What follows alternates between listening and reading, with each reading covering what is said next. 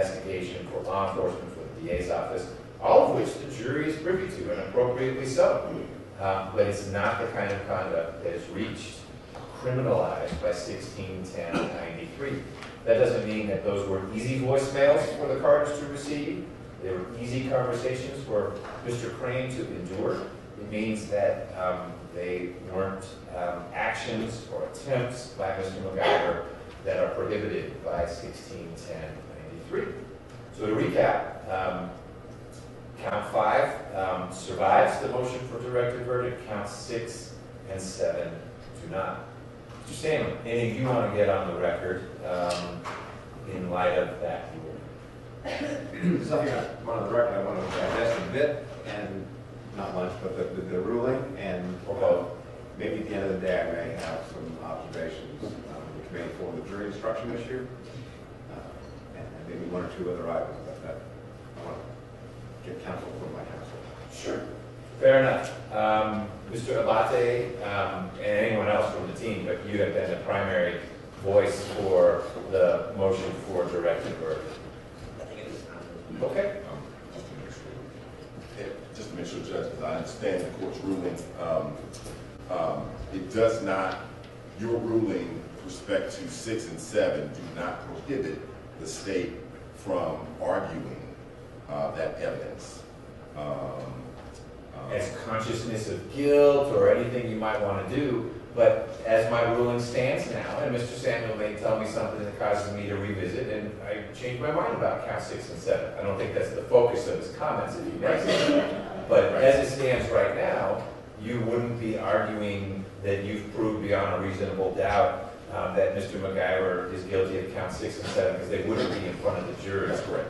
But we had a very robust discussion before trial started about severance and all that, and I opined then, and I maintain that opinion, that in the same way that Mr. Dickerson's testimony is relevant, inextricably intertwined, consciousness of guilt, pick your bases. Right. That would apply to 5, 6, and 7. Okay.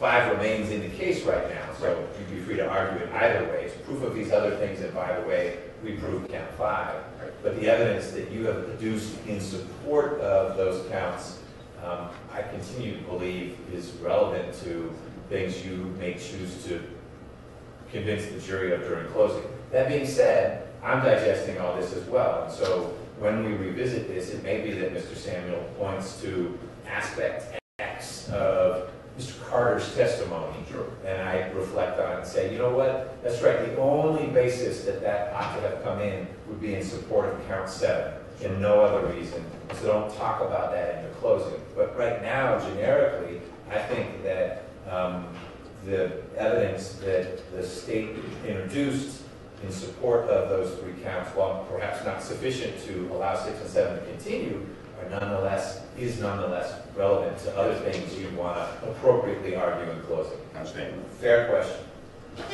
All right. Anything else from the defense before we get Dr. Rye back on there?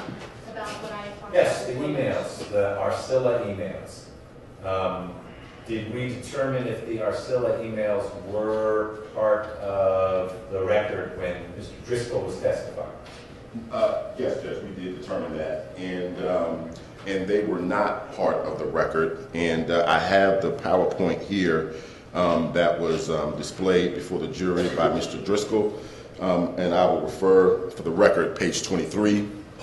And I think the discussion that Ms. Clark-Palmer made reference to before the lunch break, the court allowed Mr. Driscoll to talk about how the content of the email informed his opinion. He was not allowed to talk about what the email said. And so I think it was with that proviso that the court said, okay, because he's an expert, he could consider, and I'll allow him to testify about that. And we went further because I think we actually, I don't know if we showed it to you outside the presence of the jury, but I do know that in what was displayed to the jury, there is no quotes, there are no like content and no language or anything like that, about the contents of the email. Yeah, I'm remembering now that you may even have been prohibited, or you may have just backed off from displaying. I don't remember if you had covered it up with paper, or there were pages in the PowerPoint you skipped. I may be misremembering all this, but really what's germane to me is there anything that you and Ms. Clark-Palmer are discussing this were pointed to, you were pointed to, look, that's text from an email that was up there, and so things ought to be similar for Dr. Wright. I'm hearing you say, to the contrary, you felt that the ruling was that you were limited, Driscoll was limited to saying, I did review some emails that did inform the conclusion I reached about the valuation of the 10%, or whatever it was he was talking about. Right, that's correct. The quote that was displayed to the jury was the quote from the letter that was already in evidence. Which we've seen a lot of. Which we've seen a lot of. And with the rest of the email, PowerPoint, the information from Arousal came from documents that were introduced by way of certification of a business record. So the only thing with respect to the email was the email from Stephen Swenson to Mackenzie Davenport. And so that would be my response. Well, but you're leaving me hanging on that, meaning that particular email was, content of it was included? No. It was reference to just reference to it. Okay. Just reference to it. All right. Ms. Clark-Palmer, what's your spin on that? I don't have a PowerPoint in front of me, but I'm sure you do, and I need to see it. I'm not doubting what Mr. Rucker said, but it could be interpreted differently. On page 23, it does talk about an email, November 15th, 2016, from people who are not Mr. McIver. Reference an email to a promissory note in amount of $400,664 payable from T.S. Smith Development Company to Arousal Resources. And then on page 24, January 17th, 2017, email from Mackenzie Davenport to Mr. McIver providing a value of $6.3 million for Arousal Mining and Mining Company, LLC, and Arousal Trucking Company, LLC. Those are the two references to the emails that are in the PowerPoint that are not in evidence. Okay. And your recollection is that you objected to the text on those two slides as hearsay. Correct. Okay. And you further recall that the way I handled that was to say, if it's something that expert relied upon in forming his opinion, then it's something that can be shared, or I overruled it, or I didn't say anything and people just kept going forward, or because again, what I said before the break is I'd like to be consistent, assuming I was right the first time. No guarantee of the latter. We'll try to be consistent. I think my objection was my memory of my objection was definitely overruled. I don't remember what you said as to the basis for overruling it. How many other nuggets are you trying to mine from the Mayo records to ask Dr. Rye about? None. I want to ask him, I think it would be two questions. Did you see in the Mayo records, or maybe one, did you see in the Mayo records references to complaints by Mr. McIver's bed partner that he was physically acting out his dreams? And I think the answer to that would be yes. Okay. Do you have the Mayo health records? Yes, I could ask for a specific quote, but I was anticipating it would be better to leave it generic. But for example, we don't need a specific quote. I'm just curious because if you've got the records, yes. The only reason why the records aren't in is because you weren't able to get because they're old and it was hard to get a certification. Oh, I think we got a certification. Okay. I know we have a certification. The question in my mind was if I gave that. I know I gave the state the Mayo records. Okay. Okay. I will allow you to ask the question if it is sort of one step back, not specifically what's in the records, but do you recall there being reference to what you just described? Okay, Does that make sense? yes. Okay. All right. Anything else before we get Dr. Ryan from the defense? So there's another witness who may come up later this afternoon, maybe to deal with this sequestration issue again. Who would that witness be? Stan Smith, and we might get to the afternoon break before we call him, but Sure. But the issue being he's followed the trial? he has seen some testimony. I wouldn't say followed the trial. Oh, okay, but he's been exposed, he has exposed himself to coverage. It sounds bad on the record, but he's been watching about the trial. He has seen some parts of it, and I shared with the state what Mr. Smith related to me that he had seen. Why, this is an attorney for the estate, Yes. aware of what's going on. How would he think that was okay? I don't know how, I can't answer that question. I will say that I did not, I sent him a subpoena before trial. I did not specifically instruct him not to watch the trial. The part of the trial he watched was relative, it was Ms. Carter's testimony, part of that. And then he also said his wife read him some information from the news articles about the details of the shooting, and that's what he told me he has seen. So I failed to instruct him not to watch the coverage. What I don't know is when I reached back out to him and said, okay, we are going to call you, you know, here's when I think it will be.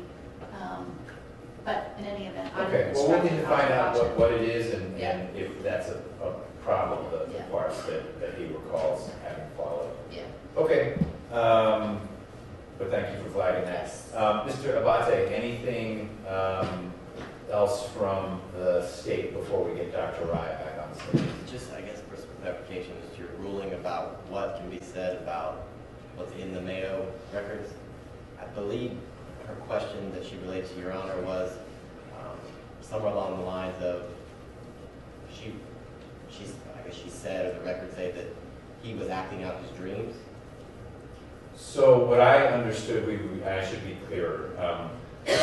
What I think triggered all this was an inquiry into, was there any reference in the Mayo medical records, Mayo Clinic medical records, to Mr. McIver, I guess the bed partner reporting, I don't know if the word was harm or activity or whatnot, but basically, did he report to his physicians at the Mayo Clinic, yeah, actually, my bed partner has told me before, I kick or I punch or I thrash about, and not the specifics or anything like that. But do you have in mind things you'd want to ask Dr. Rye about what's in the Mayo Clinic records? Or you just wanted to make sure that what's asked about the contents is carefully kept? That was it. Okay. All right. You comfortable with that, Ms. Clark-Palmer? Yes, Your Honor. All right. Can we get the doctor in here? Let's get the jury in here.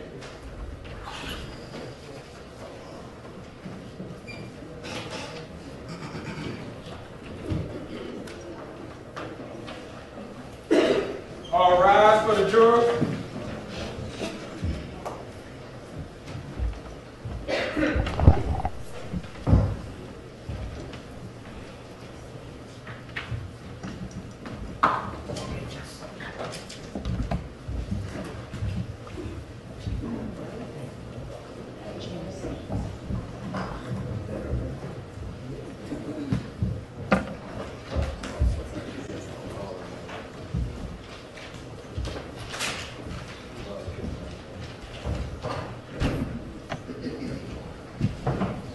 All jurors are present and accounted for, Judge.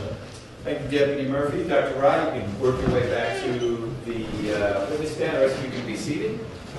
Sorry for the extension there, folks. We had some pretty important stuff that carried over from last night. We stayed after you left yesterday that we needed to wrap up, but we have done that, and we're going to continue with Dr. Rye's direct examination through Ms. Clark-Palmer.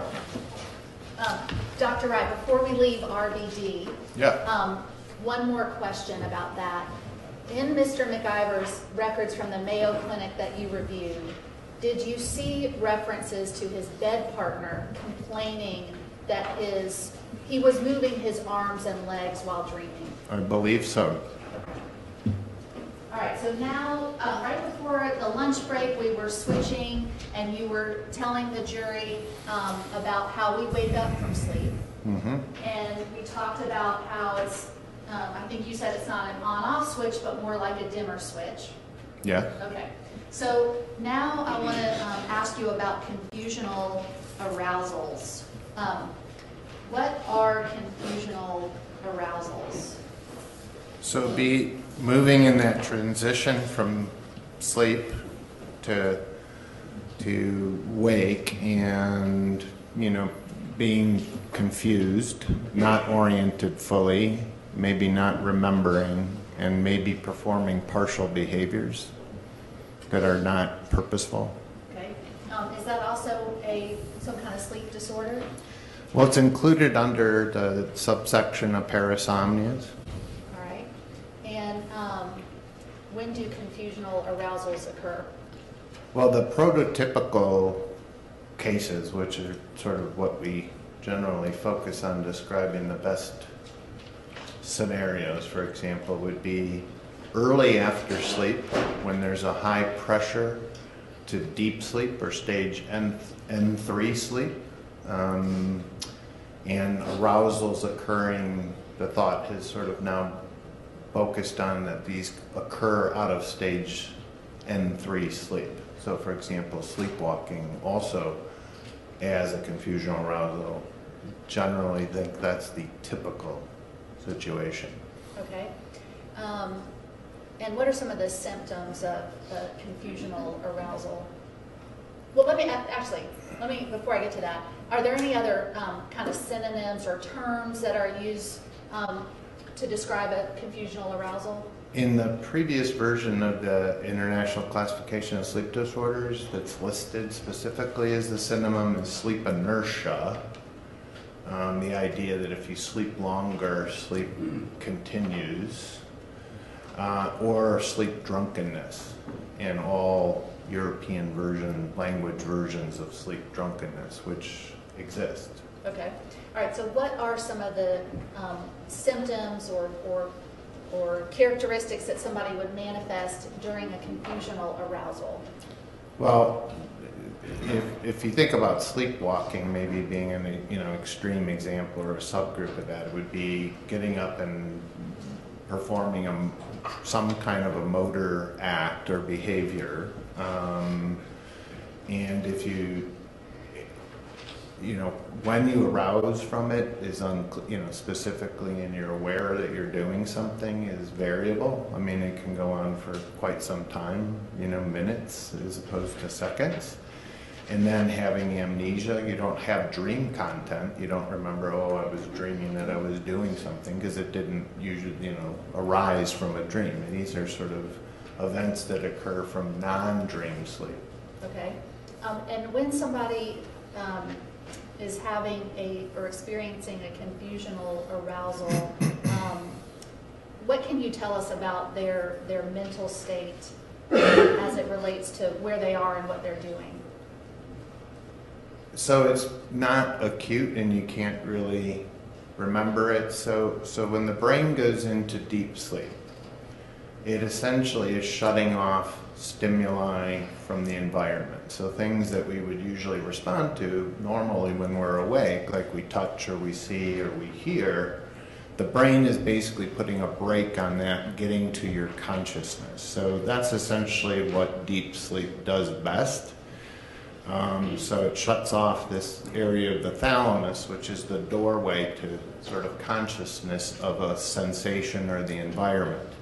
So the idea is if you're startled or touched or maybe even spontaneously for reasons that you may not know, come out of a deep sleep like that, getting all these other systems back up to sort of wakefulness function when they've been in this shutdown mode to keep all the environment out, you can imagine can be misinterpreted if you're not fully conscious or awake, so to speak. Okay. Can you give us some examples of confusional arousals? Yeah, I mean, I think, you know, if you look at some papers that have attempted to try to look at this across the population of people, normal people, realizing that, you know, only certain folks come to the attention of sleep doctors in our world, and try to say, well, what's the normal human experience, right? You know, broadly defined. So there has been some recent efforts to try to do that, and the frequency of these events occurring once or twice a year in people has been sort of estimated at 5 to 7% in certain age groups. So I've experienced what I would call a confusional arousal, right? I can think of a classic example that would fit the prototype. I was an intern or a resident. I come home from not sleeping and working for, I don't know, 30 hours straight when I was an intern. So I had this huge drive to sleep. My brain wants to go to deep sleep. I get home, I fall asleep immediately. My wife's out doing the laundry. And this is when we lived in Chicago at the laundromat. And she came through the front door of the apartment, and I somehow was startled awake. Can I tell you what it sounded like? A ding? No. Was it a bell? No. Did she ring the doorbell? Can't remember. But I do remember, and she can tell you she remembers, me running out of the bedroom on my hands and knees and tackling her in the foyer. So that's a confusional arousal. It happened in a very typical situation, sleep deprivation, right after I had fallen asleep, probably stage 3 sleep at that age. And that was the behavior. So that's probably an extreme one, but how long did it take me to get from there to the front door and tackle her? I don't know, 15 seconds, 10 seconds? How long before I was sort of totally awake and knew what was going on? I don't know, 30 seconds, a minute, 2 minutes? Can I tell you exactly what woke me up? What woke me up? No. So I can think of, and in fact the ICSD talks about this a lot for physicians that are on call and interns and residents. Other examples, back when we didn't have Apple phones and things, or razors, you know, landline phones and pagers. So, you know, you're sleep deprived, you hear some sound, and you can't immediately know wherever you're sleeping. Am I sleeping at my home bed, or actually am I in the on-call room? And do I grab the phone, or is it the beeper that went off? That would be an example of a confusional arousal.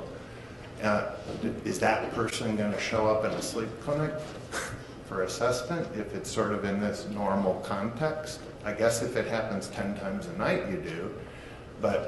And then you get classified as a disorder.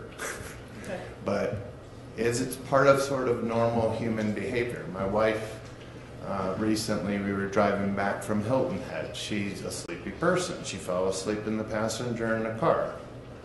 I was driving, I hadn't fallen asleep, but there was something I had to swerve to miss in the road or something, and she startles awake, and she says some 4-letter word, which she is not usually to do, and starts babbling about what's going on, and you know, and it takes a little while to get back to, you know, online.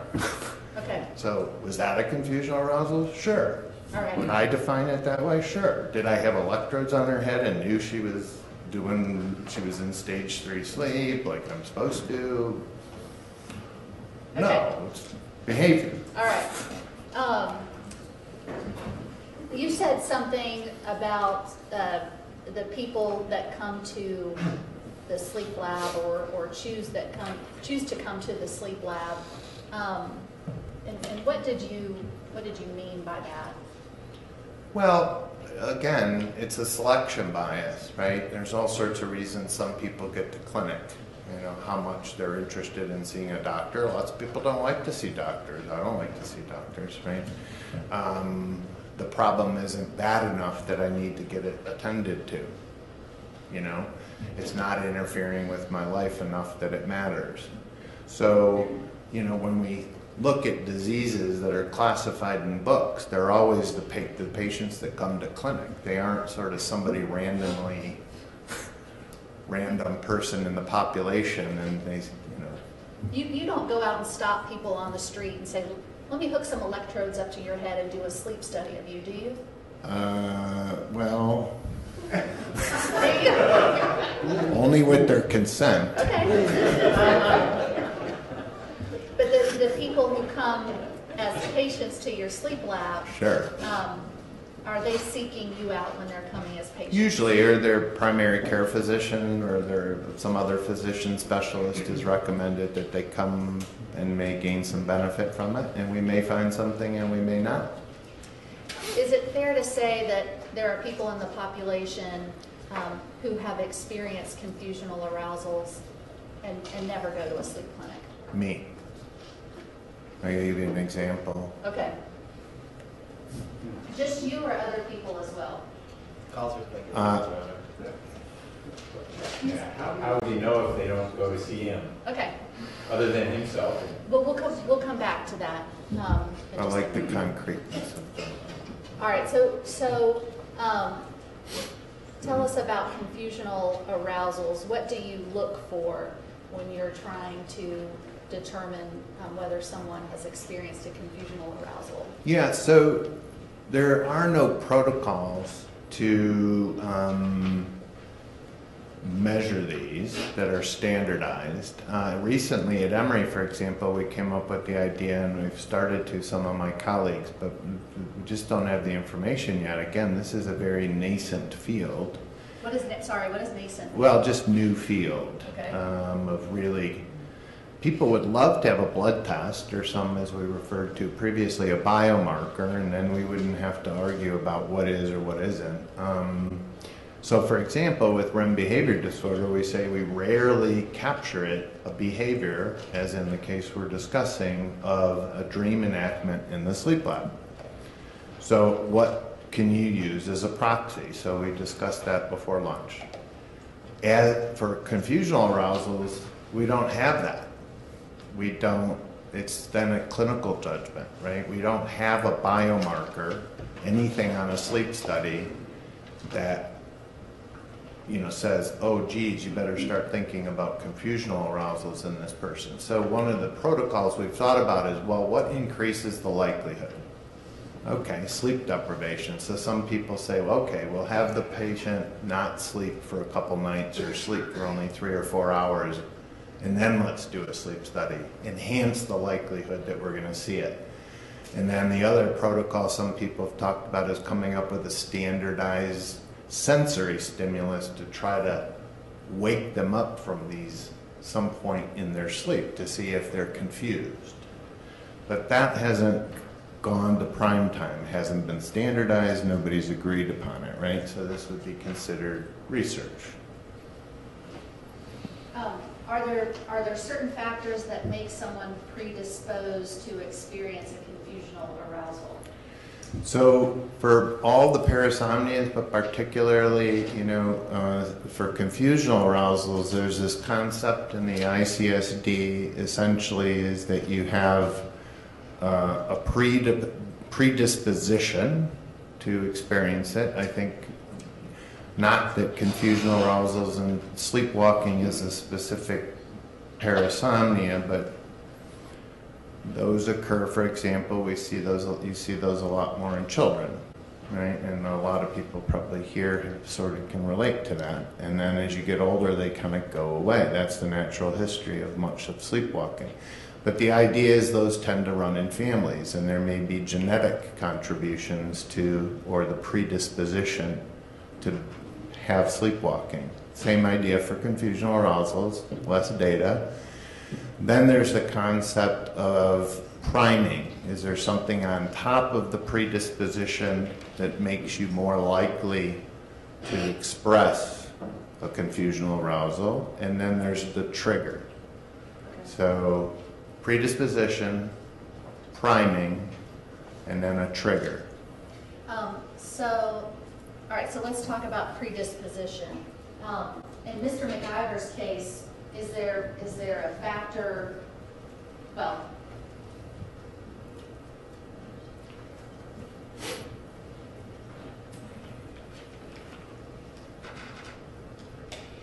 in Mr. McIver's case, when you saw him in January of this year, as part of your getting a history from him, did you talk to him about what happened on the night of September 25th, 2016?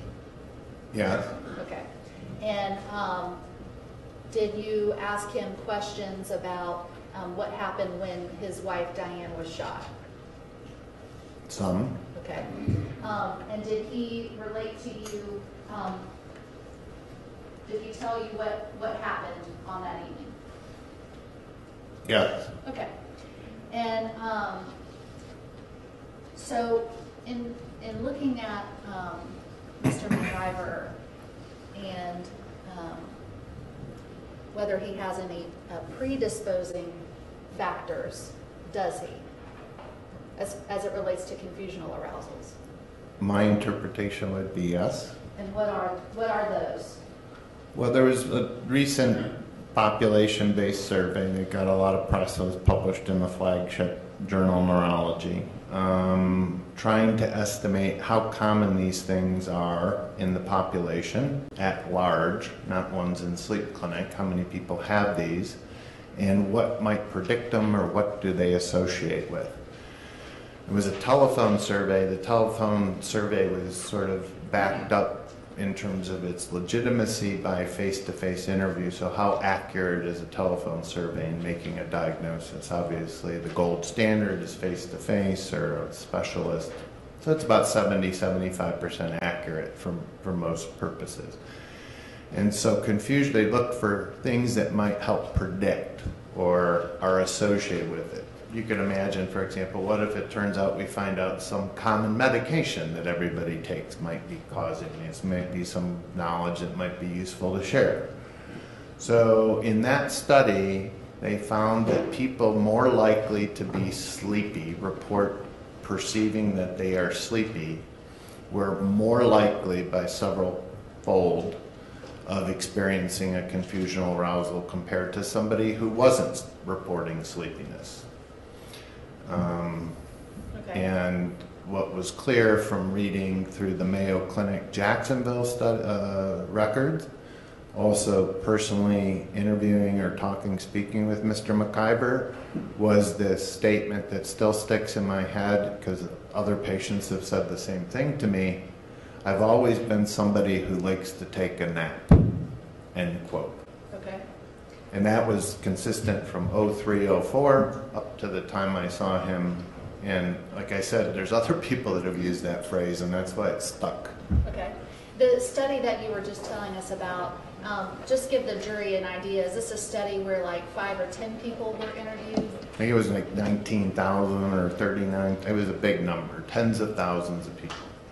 And were those people all in the same geographic location? All a random phone survey from multiple states in the United States. All right. And did you say before that the area of confusional arousals is sort of a new area of study? A little bit. I mean, when you look at the International Classification of Sleep Disorders 3, which is the, quote, most up-to-date version, there's this big emphasis on that this has to have arise from deep sleep. If you look back at the version 2 and say, well, what's different? They basically took sleep drunkenness and sleep inertia and sort of said, well, we're going to throw those out, and didn't really include them in the discussion of confusional arousals. And you'd say, sort of, why? I wasn't there. But if you read the version 2 in between the lines, they seem to be somewhat confused, or they couldn't reconcile this idea of, well, most confusional arousals, the ones that are recorded in sleep lab, early in sleep, stage 3 deep sleep, we've made that point. But how about these things that happen right when we wake up in the morning, when there's no deep sleep, that seem to share a lot in similar? And they said, well, we can't explain this. We have no scientific basis. There's no clinical, well, the simplest thing to do then is ignore it in version 3, right? Because then you don't have to deal with it. Okay. So we've talked about the predisposing factor in Mr. McIver's case. So now let me ask you about whether there are any priming factors in Mr. McIver that you have an opinion Now, about. these are my terms. I mean, Okay. I guess other people can sort of come up with how they define what a primer is, but there was also from that same study 2 points. One is from that same study, it was more likely for somebody with a known diagnosis of a parasomnia to also experience a confusional arousal. Didn't say which parasomnia, of course, because they didn't get into that detail, but somehow these are related, possibly. That's A. And B, we can get into a long discussion of REM behavior disorder in terms of what it says about brain status and brain health, but there's a lot of data from, for example, the Parkinson's literature where people do have REM behavior disorder, that they can also have a higher frequency of sleepwalking. Not out of dreaming, out of deep sleep, or out of other stages of sleep. And in fact, it has a name. It's called parasomnia overlap disorder. So it sort of recognizes that there's a commingling of some of these, and some of the distinctions between the brain not cutting off these behaviors at appropriate times is not so hard and fast. Okay. So is it fair to say that the study, the literature, suggests that somebody with a parasomnia is more likely to experience a confusional arousal? Yes. All right. And RBD is a parasomnia, correct? Yes. All right. And then, so how about triggers in Mr. McIver's case? The only two that are sort of listed is this, I think, goes back to ICSD too, but I enjoyed the descriptive adjective of particular potency is stress and sleep deprivation. So the writers of that section, who are the experts, said stress and sleep deprivation. All I know in this instance, I don't know anything about potentially sleep deprivation. I didn't get into details of that with him. Stress, I can only say, sounds like there was some stress, at least as he perceived, and why he drew the gun out of the console. I would think that was, he must have perceived stress. I wasn't there, but he says it makes sense. Okay. So let me ask you about what you relied upon in coming up with your opinion. In this case, you didn't go out and do any investigation of your own as to the events of September 25th, 2016. Nothing beyond what's on the radio when I drive to work, or Well, did you go out and talk to anybody else other than Mr. McIver No. about what happened? no. Okay. So when you talk about the stress and whether or not that's a trigger, you are basing that on what Mr. McIver relayed to you. Correct. Okay. And just to be real clear, what was it that he relayed to you that you felt could qualify as a trigger for a confusional arousal? That they had exited an expressway onto some street somewhere. I'm not from Atlanta initially, I should be now after 25 years, but off of some street, did not perceive it as a safe neighborhood, and then did this. Took his gun out. Okay. Did Mr. McIver also relate to you what happened with him after he asked for the gun? Did he relate that he continued to stay awake or something else? No, he related to me that he fell asleep. Okay. Is there something about the fact that he told you that he perceived danger and asked for his gun that in your opinion would mean he would not have fallen back asleep after doing that? No. Okay.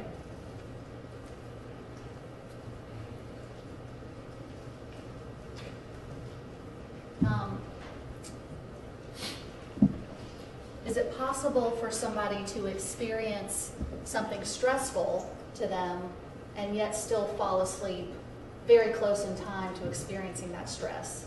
I'm not familiar with a tremendous amount of published scientific data on it. There's things in the lay press and just speaking with patients of mine.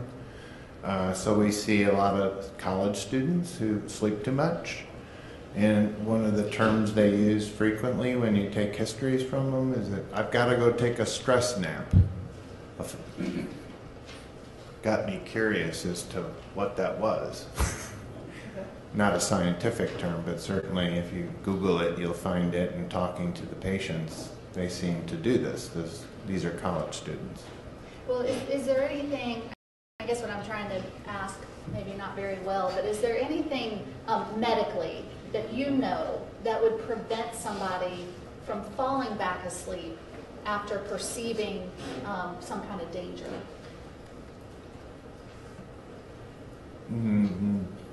Not really. Okay. In a controlled fashion, I can't think of anything, or even anecdotally. Okay. Was there something about when Mr. McIver relayed to you that he perceived a danger, asked for his gun, and then fell back asleep? Based on your medical training and your experience, is there anything that made you say, no, that couldn't have happened? No. Okay.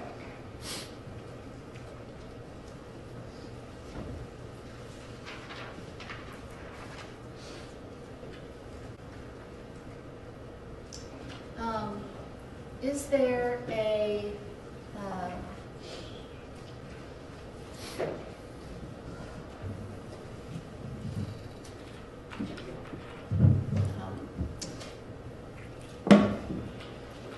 based on what Mr. McIver relayed to you, is it your understanding that the gun going off occurred? Well, what is your understanding about when the gun went off in relation to when Mr. McIver said he fell back asleep? You can refresh your recollection if you need to with your report. I don't know if I still have it. Yes, I do. Okay. Can I?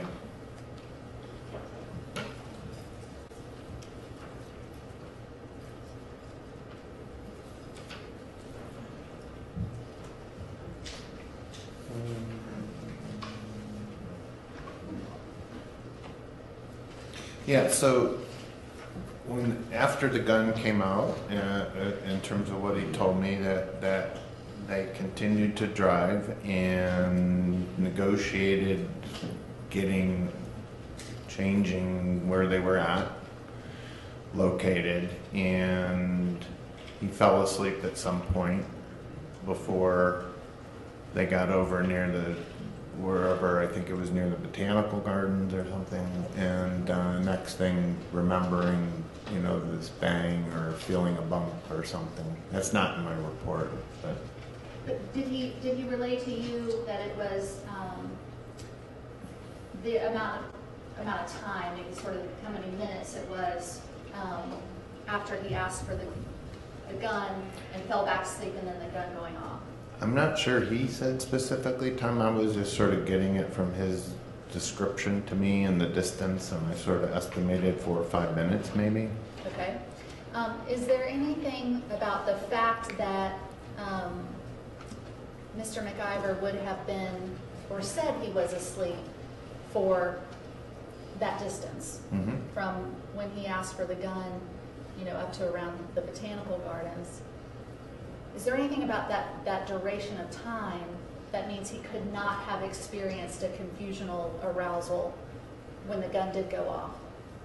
I don't know why. I guess if your strict definition is you have to be in deep sleep, and that's an absolute requirement to have one of these behaviors, then it would be hard, right? Because you're not going to typically expect that to happen in an older man at that time. But I can think of lots of confusional arousals that don't occur out of deep sleep. So this sort of gets into nuances of where you draw lines for definitions of diseases and disorders. Well, is there something, some a study or a manual or something that says confusional arousals only occur when somebody is awaking from deep sleep? They just say the word typical.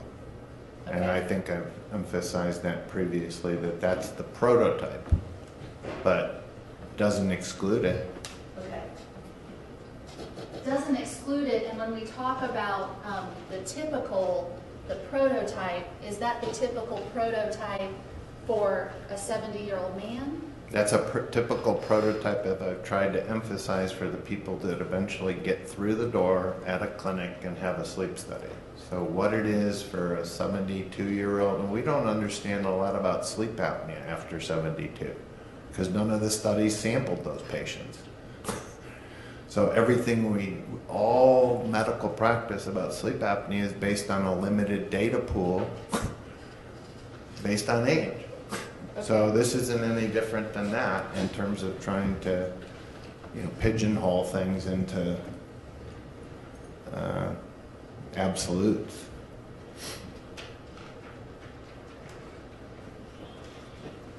They were careful in saying typical in the new ICSD-3. Typical doesn't exclude other possibilities. Okay.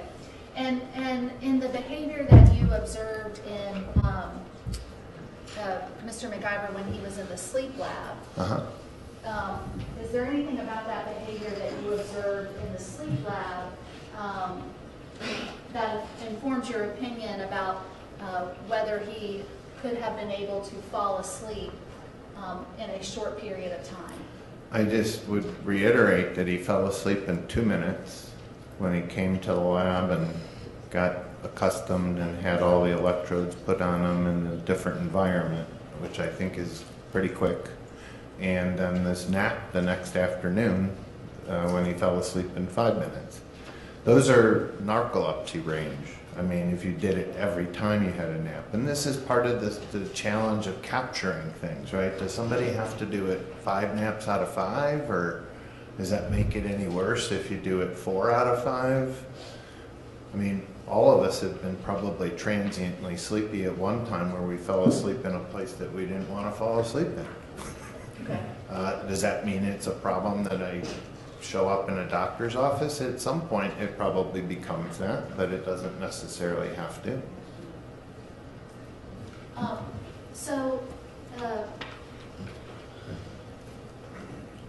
In your opinion,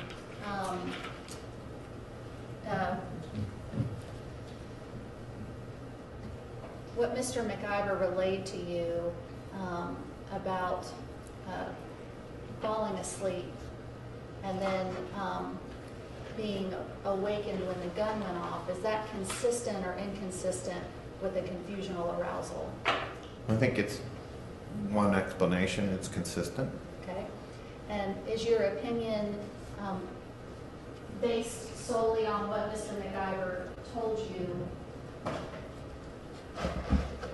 Well, that's part of the equation. I think the other part of the equation is his having a predisposition as defined by being, always loving to take a nap. I can't remember the exact phrase, and the data that's in the literature, having REM behavior disorder, which I think is indisputable, made by several people, that diagnosis, and as having an increased likelihood of experiencing a confusional arousal, and then a trigger. I can't speak to the trigger, what it was. Wait, now, when you say trigger, just to be clear, you're talking about Trigger the trigger on the gun or something else? No, the trigger. Yeah, I just realized that. Okay. I almost caught myself. Environmental Okay. stimulus that maybe had this, Okay. prompted this to happen. If I could just have 1 moment, Your Honor.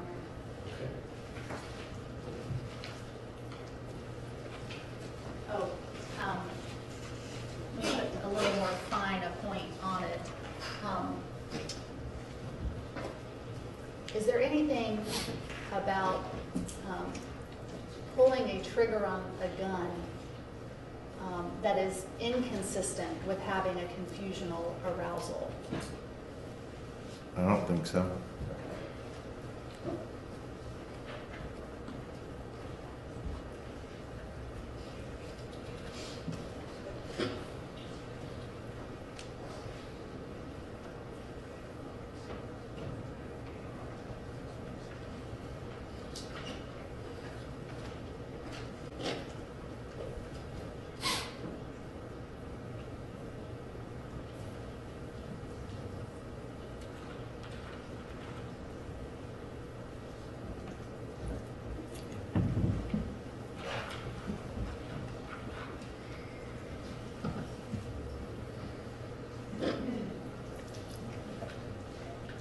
Okay, all right, thank you, Judge. Okay. Abate, questions for Dr. Rye? Seem to be jotting one down there. Just a few. Okay. Your turn.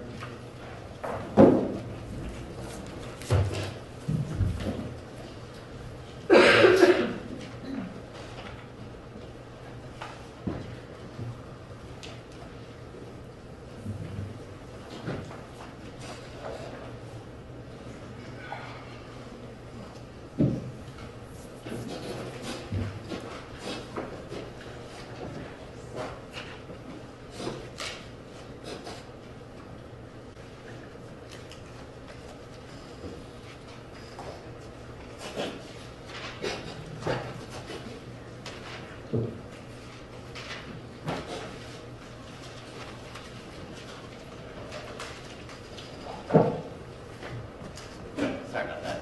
Good afternoon, Dr. Ryan. How are you? Good. I guess I'll start with, you did a report in this case, correct? For this case? Yes. And has anything about your opinion that you put in your report or you submitted different today? Not substantially, no.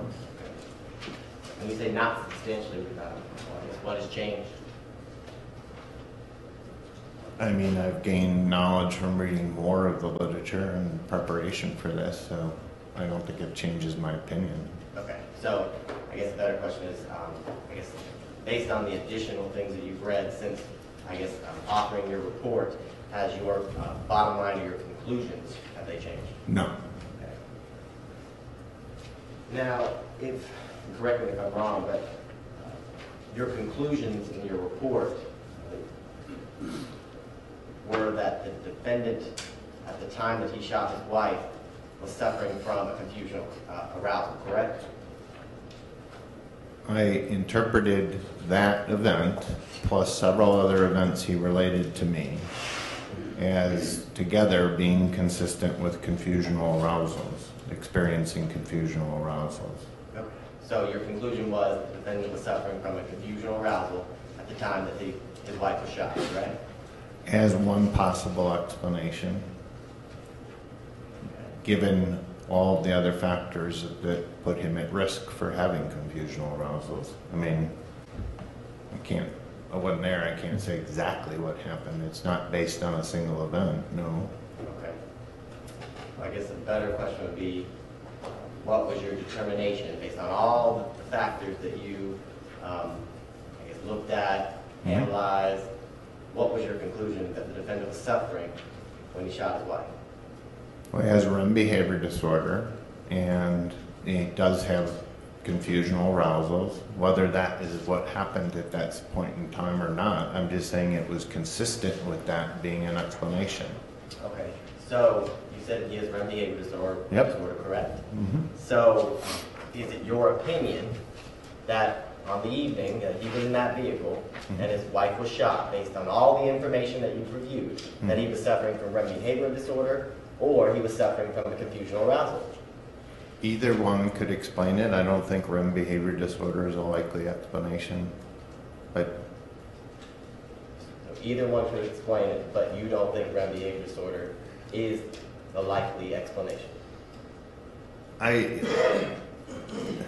It's all I'm saying is the features of the data I have, which is essentially what he described to me, is consistent with behaviors that may be attributed to either, much more likely a confusional arousal, and as I just went through in detail, the two are probably related to one another or more likely to occur together than separately and by chance.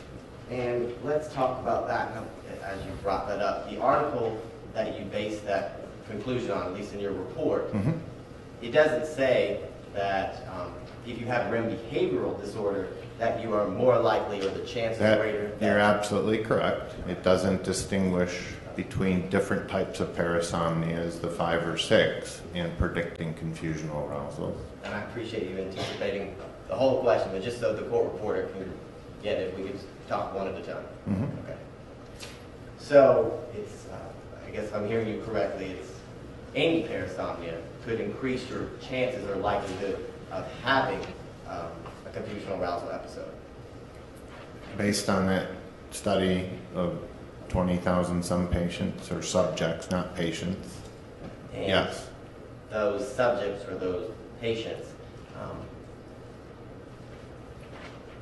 their information was obtained through like cold calls, or they were doing questionnaires or surveys on the phone, correct? Correct. Okay. And with confusional arousals, did you say earlier that it's a lot of the time, or the majority of the time, you have amnesia afterwards? You can, yes. And if these individuals are reporting it over the telephone and they have amnesia, how are they able to provide answers as to what they did when they were asleep or when they woke up?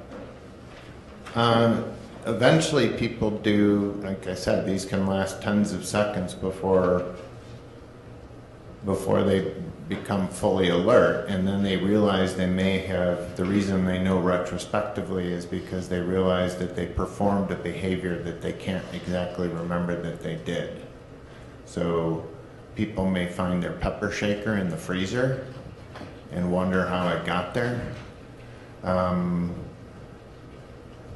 As an example. Well, let's say in your instance. Or it was witnessed and somebody said something to them about it happening. I mean, I didn't perform the study, but there's all sorts of ways in a clinic that we gain that information from talking to patients. It's usually an observer, or it's usually them being able to not explain a period of time with any kind of accuracy, or that they performed, or something physically moved in space, and they can't account for why something moved or is in a different location, and they presume that they must have had, they have amnesia for it, but that doesn't mean that something didn't happen.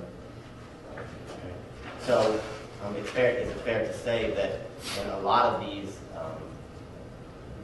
or in this study, when the caller is relaying what occurred, it's like scientific hearsay?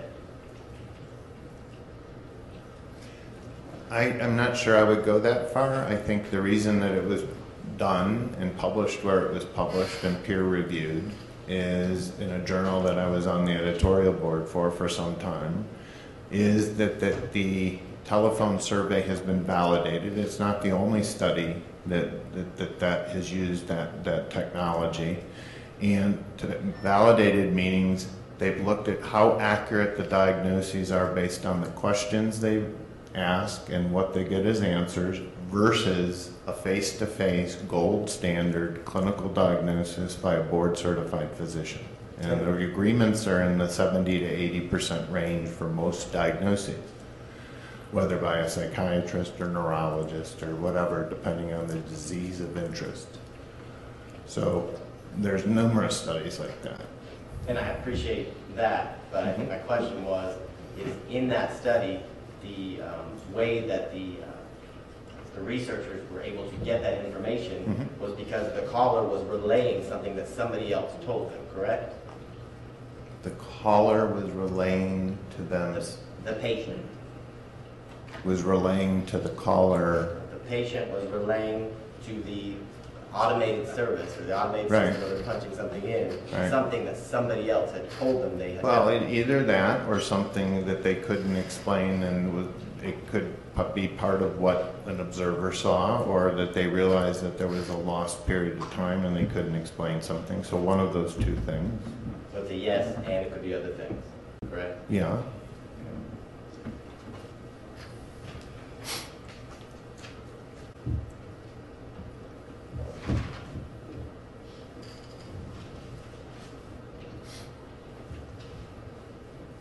Now, I believe Ms. Clark-Palmer talked a little bit about the PSG, or the polysomnogram. Yep. I'm going to call it PSG because it's way easier That's to good. say. But in that PSG that you did, you observed, I believe you said, there was increased or high amount of activity in the defendant's legs. Mostly chin. I think if I remember right, it was, so the way we quantify it, well, yeah, let me just answer it shortly. Chin greater than, as I recall, chin was top of the list, and then I think it was arms, then legs. And if I'm remembering correctly in the report, the PSG or your report, you referred to that as high, but in the normal range. I referred to it until, because we don't use that as a typical, and I think I mentioned that before, it's not a standard technology, it's moving towards being codified and is a standard. 21% is clearly high, and what was in the arms and legs at the time I wrote the report, and the actual interpretation of the sleep study, I didn't have the tables next to me to say, how does this compare to normals? And that's why I sort of went to the conservative side and said, high end of normal. Subsequently, I'd be happy to share, as I did in my report, I said I'd be happy to share the raw data, more specifically counted, and the numbers are higher and different than controls. But nowhere in your report did you say the numbers or what you observed was abnormal, correct? I'll have to refer to the report to be. That refreshes your recollection. You go ahead.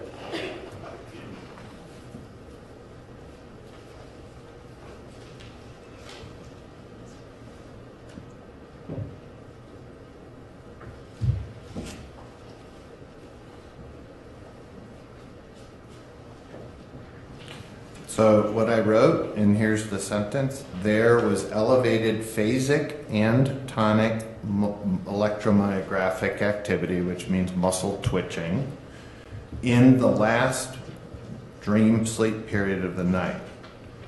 I didn't put the number 21% in there, but that's what I sort of saw. I think I may have put that in my report. Subsequently, as a summary, I said levels of activity in the anterior tibialis, which is leg, versus the arm, were at the high end of range reported in age-matched controls.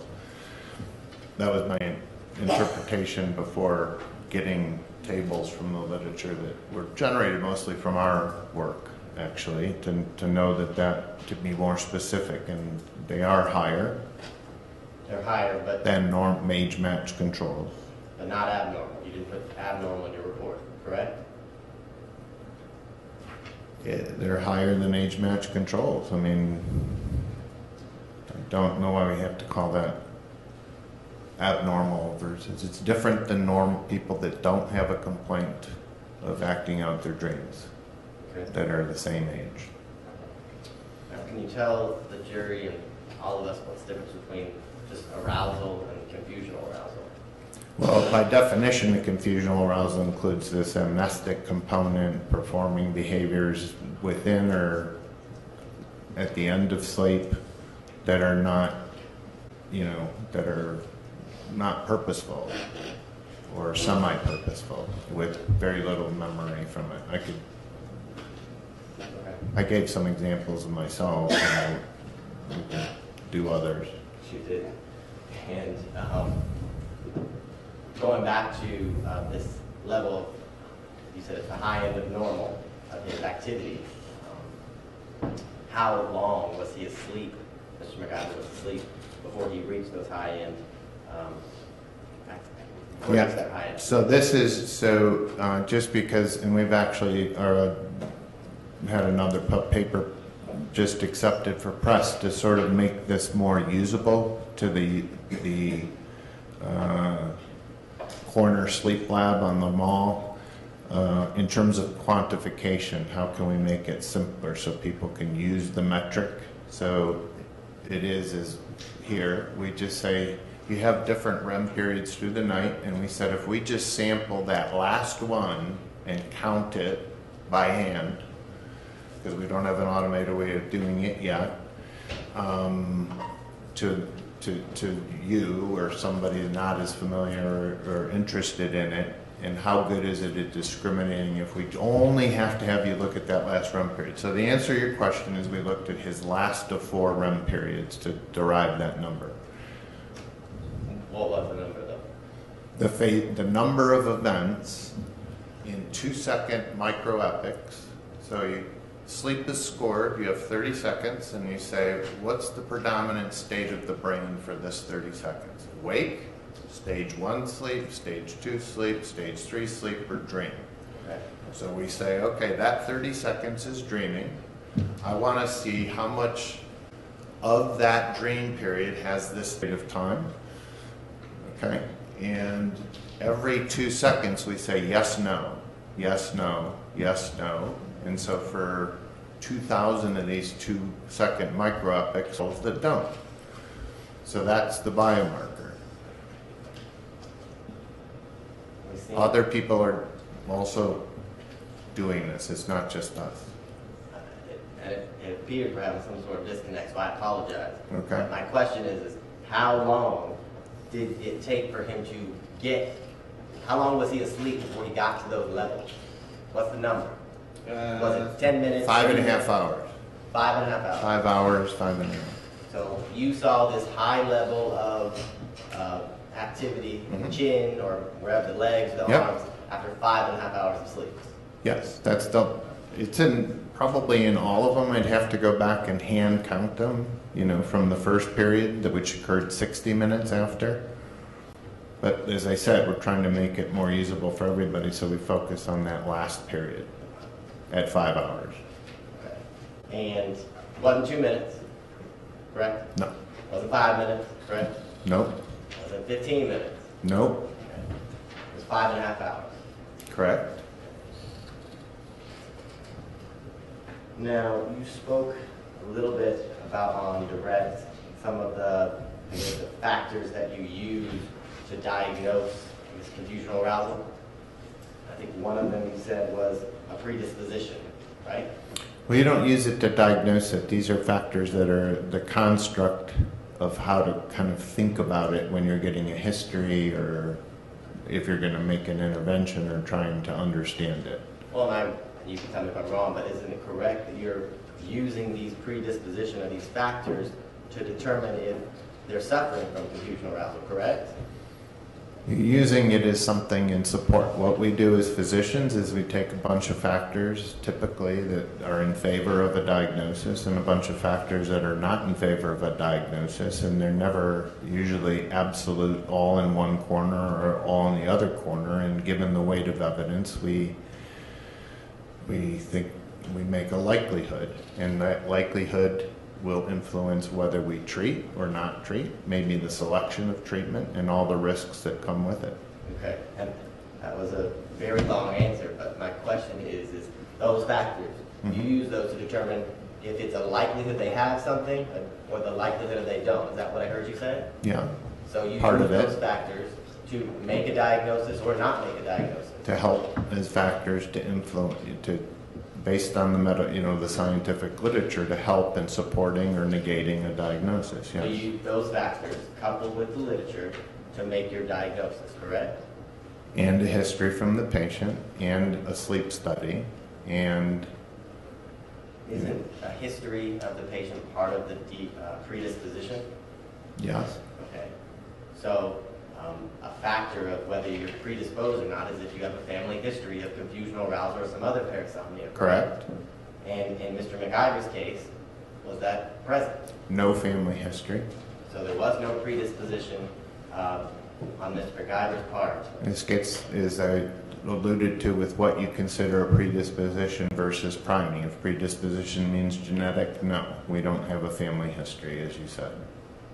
And I guess you said priming, what are some examples of priming factors? Well, I would consider having a disorder where there's a higher likelihood of a confusional arousal as being priming. I don't know what you would, I mean, it's all about how you define what priming means, which isn't really described very well in the ICSD-3. Yeah. It's a construct, not an absolute. So I guess your answer was is that if they have a parasomnia like RBD, then that's a priming factor. Yes, that's my. But We could put, if you want to put it under predisposition, I guess that's your. I'm just saying it's a factor that influences the likelihood or increases the likelihood of a person experiencing a confusional arousal. I'm not trying to put it anywhere. You're the doctor, correct? Okay, and you're the expert on the sleep disorders, correct? So you consider that a priming factor, correct? Yes. Okay. Now, other types of parasomnias would include like sleepwalking, correct? Yes. And sleepwalking is a non-REM parasomnia. Correct. And is sleepwalking is it similar to, I guess, confusional arousal in the categorization of whether it's a non-REM or REM parasomnia? Correct. Okay. Now, with RBD, or what is RBD, or what kind of parasomnia is RBD? REM sleep related specifically. I guess in order to experience a confusional arousal, or let me ask a better question. So, you're more likely to experience a confusional arousal if you're in deep sleep, correct? That seems to be the case from what's published. Okay, and that's the literature that you rely on when you're trying to make diagnosis coupled with other factors, correct? Yeah. Okay, and how long, based on your years and years of experience with sleep disorders and in the sleep research area, and your knowledge of the literature, does it typically take someone to get into deep sleep? Well, usually happens very quickly, within tens of minutes, 20 minutes. So, Depends on your age. If you're a young female, 20-year-old young lady, and you're sleep deprived, you can go into deep sleep in 2 minutes. If you're a 70-year-old man where normal amounts of deep sleep are 0, maybe never, according to the fact that they may be 0. So I'm not sure where you're. It's very age and sex dependent is the answer. how long have you been doing this? 30 years. Okay, so in your 30 years, all of your experience, what is the typical time for someone who's not sleep deprived for them to reach deep sleep?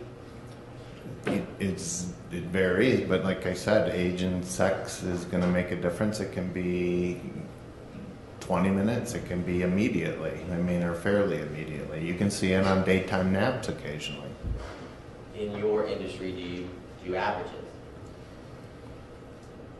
Do we average the latency to deep sleep? I am not usually, we don't typically report it in the late, we can look it up. We probably have it right here. I know Mr. McIver only had 2% of stage 3 sleep on his sleep study. And how long did it take for him to get? I can Okay, give you a looking at look. your reports will help.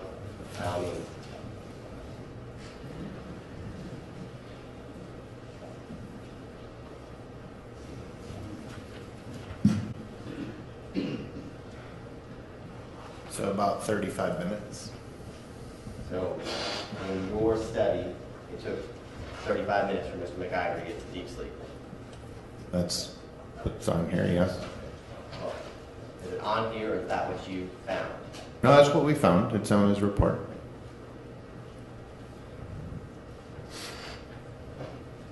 Now, I believe you said the last either triggering, I think you called it a trigger factor, was stress.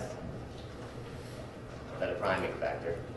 Well, I think what it's listed as is stress. As I said, the ICSD-2 uses the specific words of special potency, which I thought was an odd way of phrasing it. Stress and sleep deprivation. So those are priming factors, or are those triggers? Make you more susceptible to experiencing it. I'm not going to get into grammar discussion. And for a minute, let's talk about, and maybe we'll connect here. Okay. That personal experience. But you talked about your personal experience Sure. where you were a resident in Chicago. Yep. You've been up for what, 36 hours?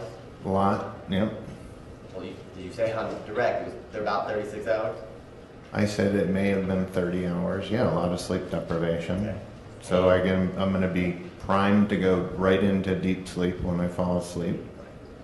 And so you then tackled your wife, is that correct? Yes. Do you actually remember tackling your wife, or did she tell you you tackled her? No, I did. I remember kind of becoming aware when I had my arms around her legs. And how long did it take you to become aware that you had tackled her? seconds, tens of seconds. Okay, and that's after being sleep deprived for at least 30 hours, let's say that. Yeah. Okay. In your conversations with Mr. McIver about, I guess, the events that led up to September 25th, did he complain about being sleep deprived? No, didn't. I usually typically ask about that, and I don't remember putting it in my report. So if he said it, like, didn't strike me. Did you ask about how much sleep he had gotten the night before? No. Okay. He didn't tell you he went to bed around 10 o'clock the evening before? Don't think I have that in the history, no. And got up around 7 a.m. the next morning? How many hours of sleep is that? Well, if you're asleep the whole time, that's 8. Okay. Well, or 9. so let's assume somebody's asleep the entire time. How many hours is that? 9. Okay, 9 hours. Is 9 hours a good amount of sleep for an average, typical 70-year-old? Let's say that. A little on the long side, but it's fine. So on the long side? 9 hours, yeah. For an older person, maybe. I could really use 9 hours. I mean, the field argues about what's normal amount of sleep, and in reality, we're all different. Right. But 9 hours is a Sure, adequate, not sleep restriction. So, based upon knowing that, and him not complaining about it, or you not putting it in your report, is it fair to say that Mr. McIver wasn't sleep deprived? Based on that knowledge, sure. And you talked a little bit about the Jacksonville, the Mayo Clinic records, Yes. as well as your own Yeah. sleep study that you did here in Atlanta, Emory. Yeah. In that study, or in all the studies, do they ask about, I guess, sleeping patterns? Sleeping patterns and sleepiness, since that seems to be a target of most interventions. And what is can you tell the jury what the Epworth sleepiness scale is? So the Epworth sleepiness scale is a best estimate that we try to get an idea of how sleepy somebody thinks they perceive themselves to be.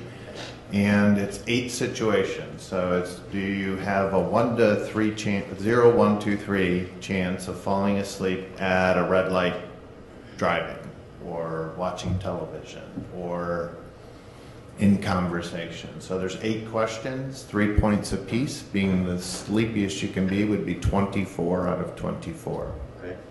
And do you, in that study, or in that, is it a survey? Kind of like a survey? There's a questionnaire. Questionnaire. In that questionnaire, is there a question that says, as a passenger in a car for an hour without a break, how likely are you to take Yes. a nap or fall asleep? Yes, that's in there. And isn't it true that in 2007, when Mr. McIver took that, the ESS questionnaire, Yep. when he was asked, as a passenger in a car for an hour without a break, how likely are you to fall asleep, he put no chance of dozing off. Mm-hmm. Yes.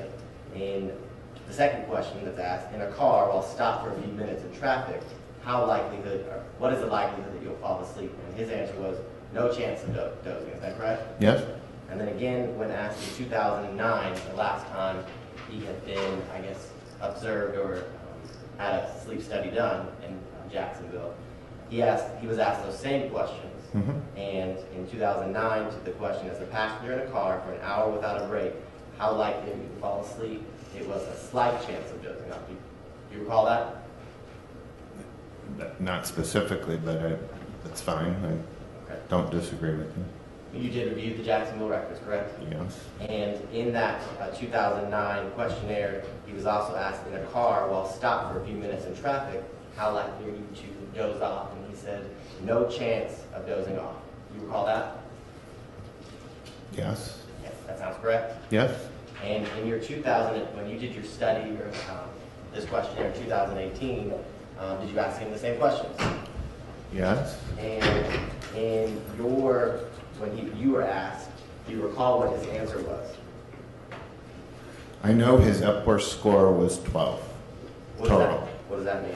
Well, it's higher. I mean, most people use 10 as a cutoff for being sleepy or not sleepy. It's kind of a bit arbitrary, but that's what most studies use. And it's a 24-point scale. And based on what you were, the recollection of the Jacksonville, he was, I think the totals were 5 or 6.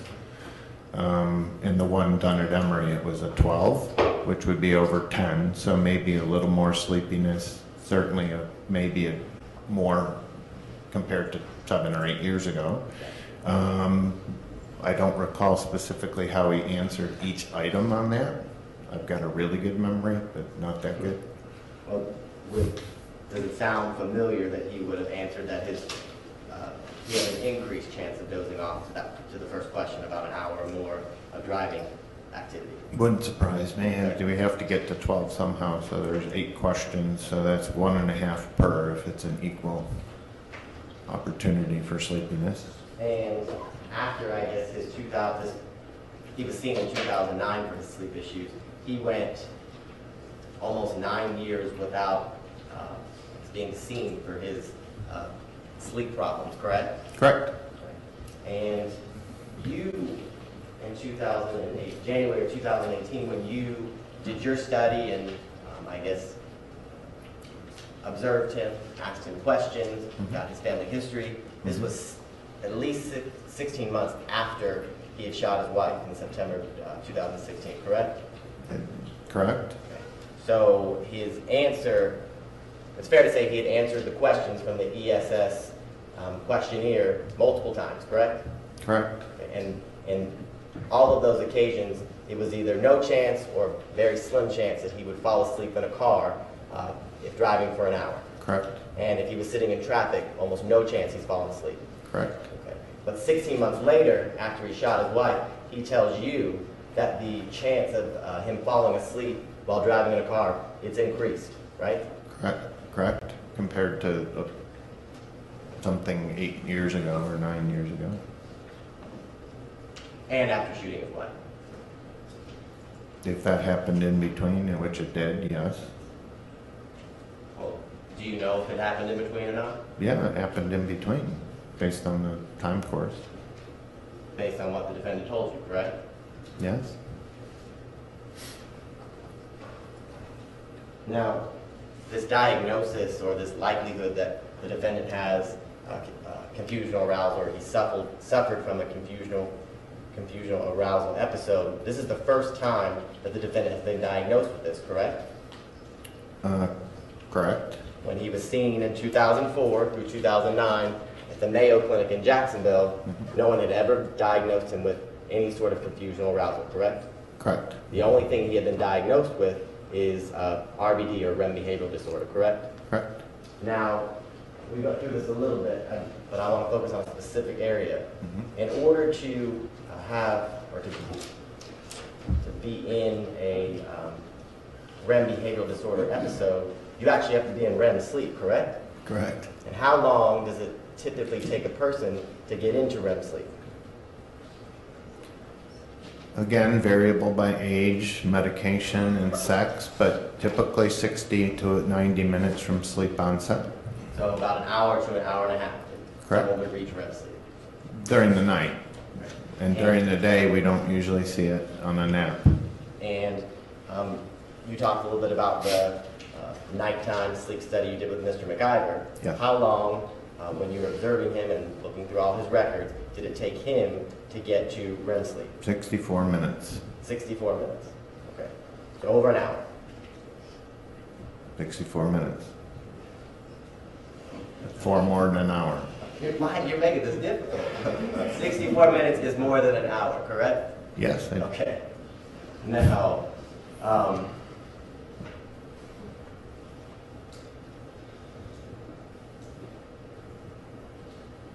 tell the jury a little bit about the environment that that Mr. McIver was in when you were observing him while he was doing the study. Dark.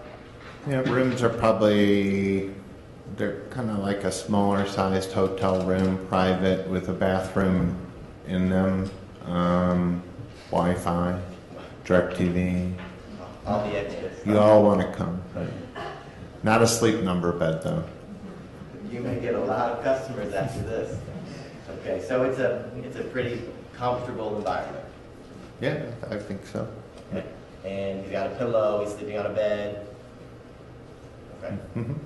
Now, have you ever heard of, well, you would agree with me that those, that environment is not the same or consistent with the environment the defendant was in when he shot his wife? Absolutely. Okay. And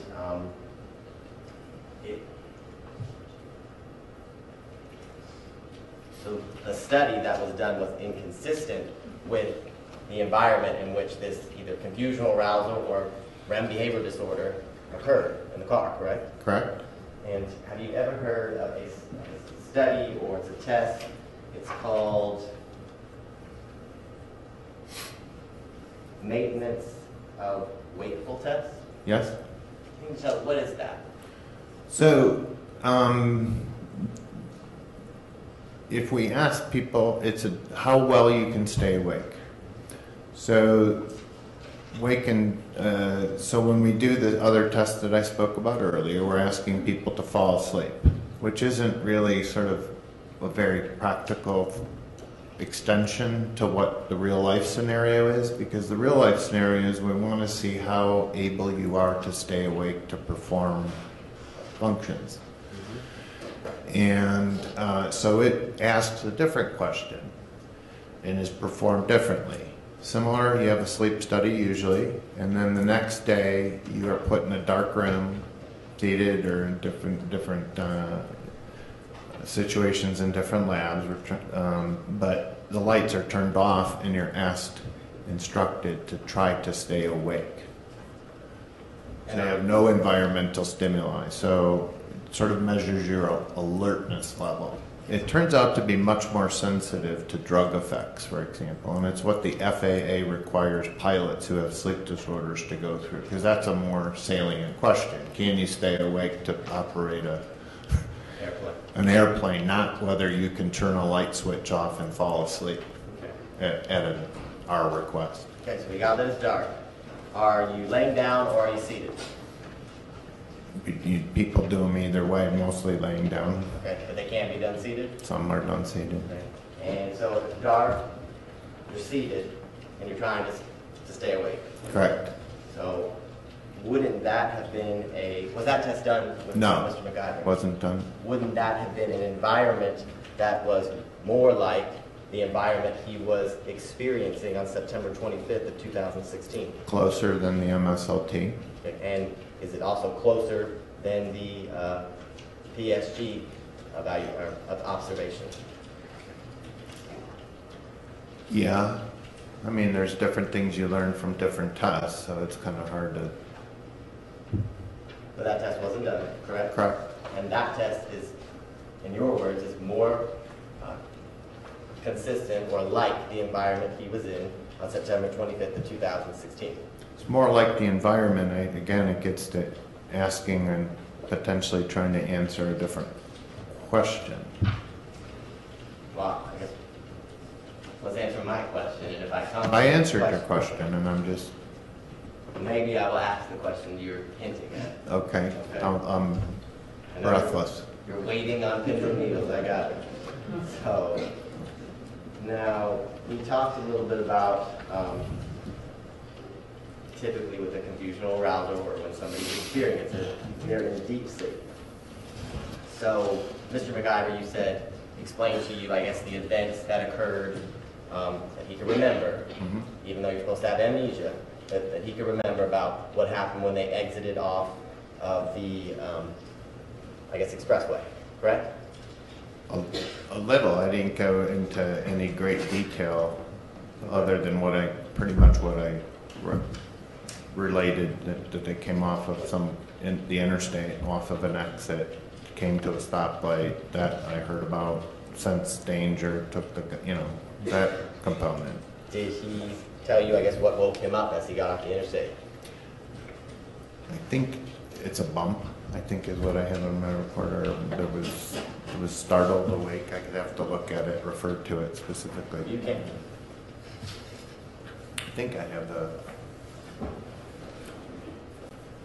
yeah.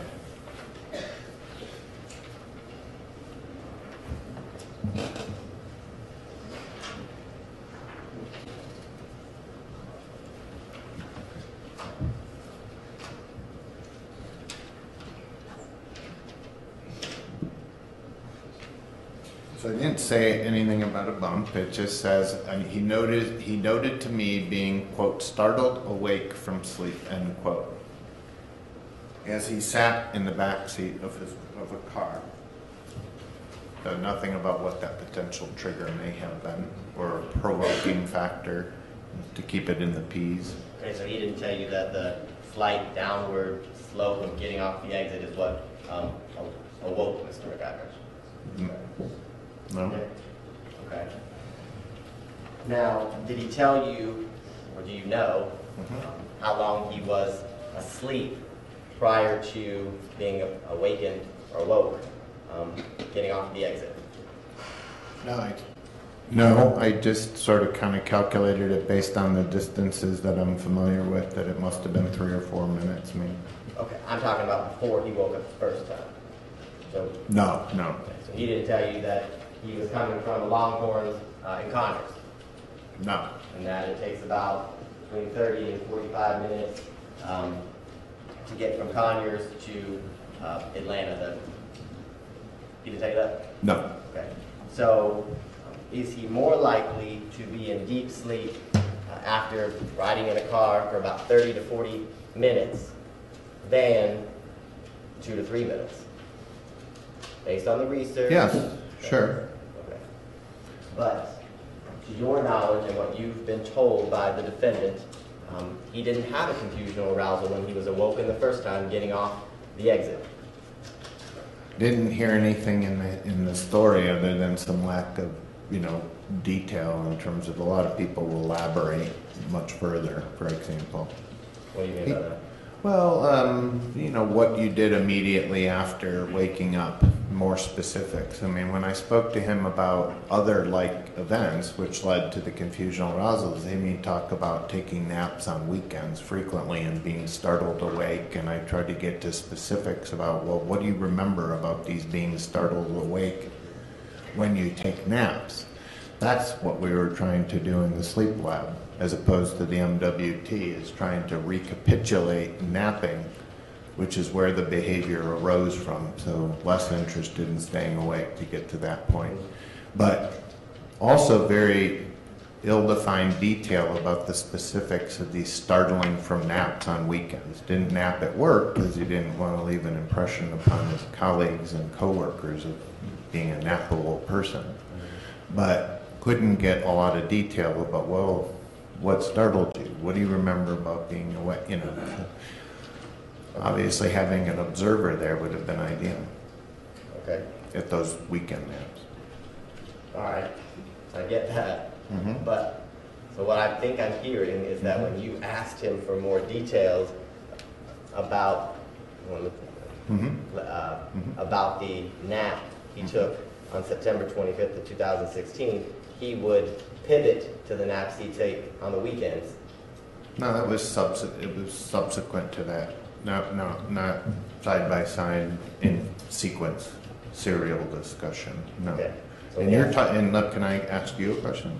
Unfortunately, I have to ask all the questions. Outside of here, you are free to examine When I come get my sleep study, you can ask me all the questions. I'm just trying to, you were referring to him being asleep. I didn't know if you were referring to the Conyers to exit or from the exit to the botanical gardens. It wasn't clear to me what I was responding. And I apologize.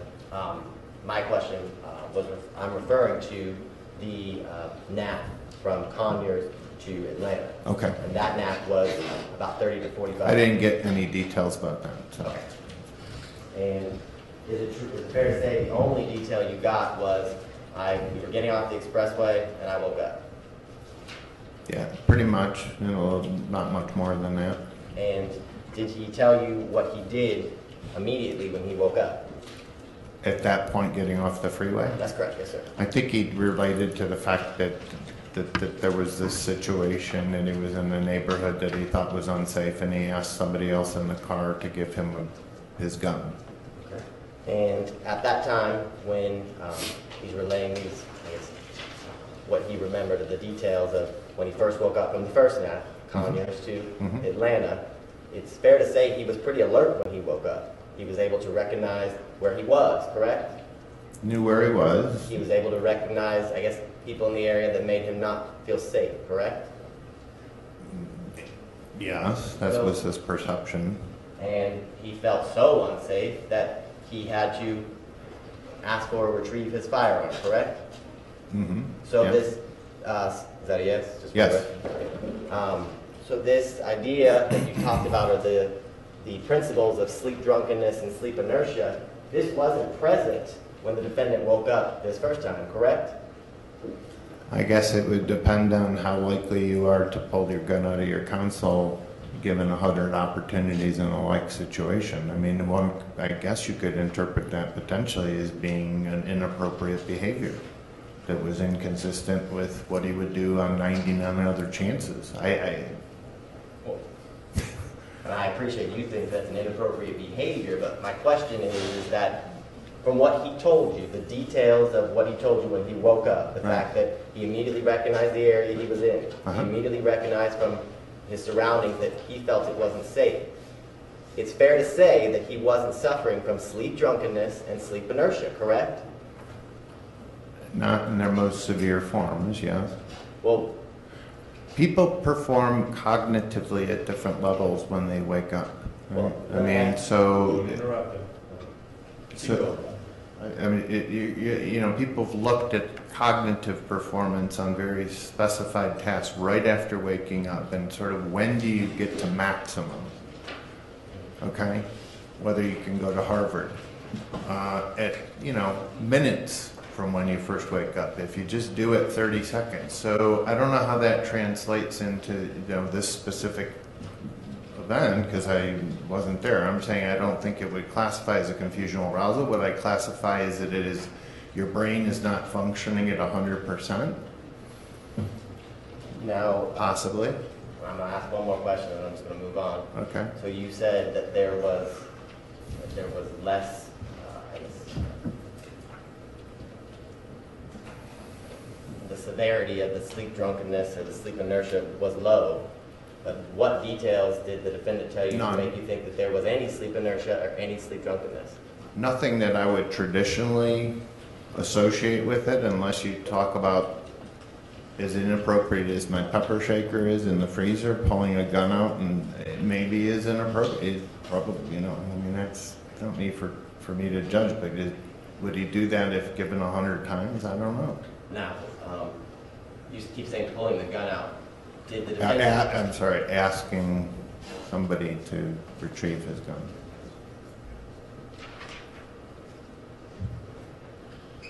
Now, based on, I guess, everything that we were just talking about, isn't the fact that you said there was a second nap, correct?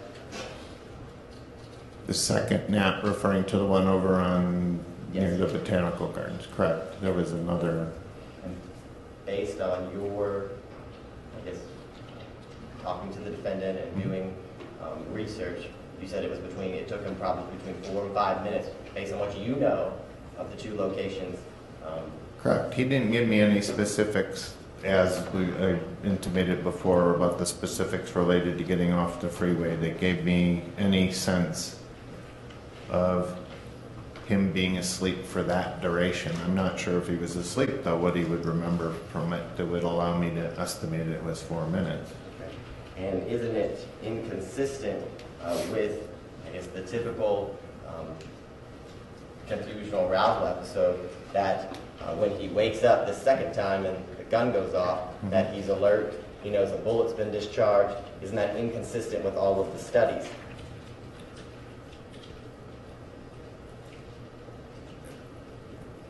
I would say that at some point you become aware when your brain can assess the environment. I'm not sure when between the time the shot and the sound and when he became aware of that. If it's tens of seconds, that would be fine. I don't see how that's inconsistent with a confusional arousal. What is tens? You keep saying tens of seconds. What is the range for tens of seconds? Are we talking 10, 20, 16? 10 seconds, 15 seconds. I'll give the example again. If my phone goes off and I've got a pager and I'm on call that night, and if I turn over when the phone goes off and instead physically push the little button on the beeper to turn it off, and it wasn't my pager, and then it takes me how long to realize that that is not the phone and it was the phone ringing? How long does that take? Yeah, 10 seconds. 5 seconds, 6 seconds, 12 seconds. Now, briefly, if someone is, I guess, scared of the environment they're in, they're so scared that they ask for a weapon. When that occurs, is typically that somebody's adrenaline is up. It's not an area that I study to know that that's necessarily the case. Okay. After watching a scary movie, isn't it common that people can't immediately fall asleep? Some people. Okay. Some people with REM behavior disorder avoid watching scary movies because they know it's going to make those worse. Okay, so for those who don't avoid it, isn't it common that after somebody watches a scary movie, they have difficulty going to sleep, correct? Some people I see, yes. Some people no. I mean, it's not something I study, So, say with confidence. okay. I don't have any problems falling asleep after watching scary movies, if that's the question. There's a data point. You are a tough guy, so, My daughter, she has a hard time. My other daughter doesn't. So human behavior is human behavior. got it. So, speaking about human behavior, is it common that somebody who's so scared that they have to retrieve their weapon, they tell the Atlanta Police Department that they're in an area that as they take every turn, it gets darker and darker, and the hairs on their neck are standing up, that they just fall asleep 45 minutes later? Is that common or typical? I wouldn't think it's typical. It's an area outside of my specialty. I brought up the literature related, not literature, but just sort of the stress nap component issue that there's not really good science on, so it's hard to comment with any confidence. And you referenced a stress nap for college students. Is it likely, based on your research, the stress nap is because they just stayed up all night studying for midterms or final exam? Sometimes yes, sometimes no. And we haven't studied it. It's just seeing patients in clinic and asking them what their experiences are. And tell me a little bit about how alcohol affects someone's ability to enter into REM sleep. So most agents, including alcohol, suppress REM sleep, so it would delay the onset of dreaming, typically. So I believe you said earlier, for someone who's not drinking, it takes between 60 and 90 minutes to get to REM sleep, correct? Correct. So if you've been drinking, that delays it even further. It could be more than 90 minutes, correct? Yep, could be. Could be 3 hours, correct? Could be. And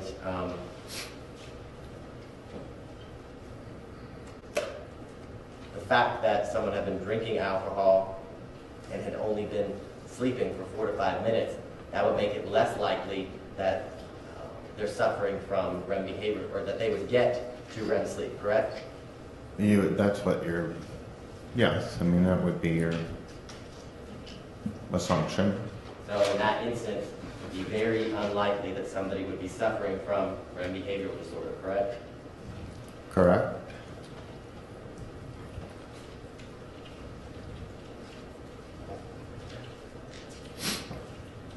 Now, quickly, in your, I guess your sleep study, you said that Mr. McIver was in videotape, right?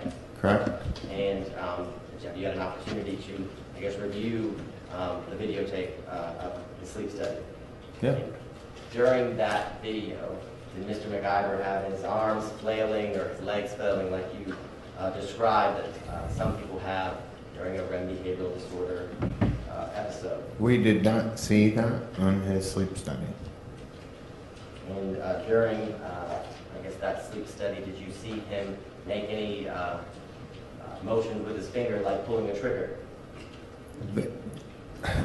Not that I was looking for, specifically looking at that. There are some episodes on there where, as again, I've mentioned the distal flexors, which include this action, that's flexion.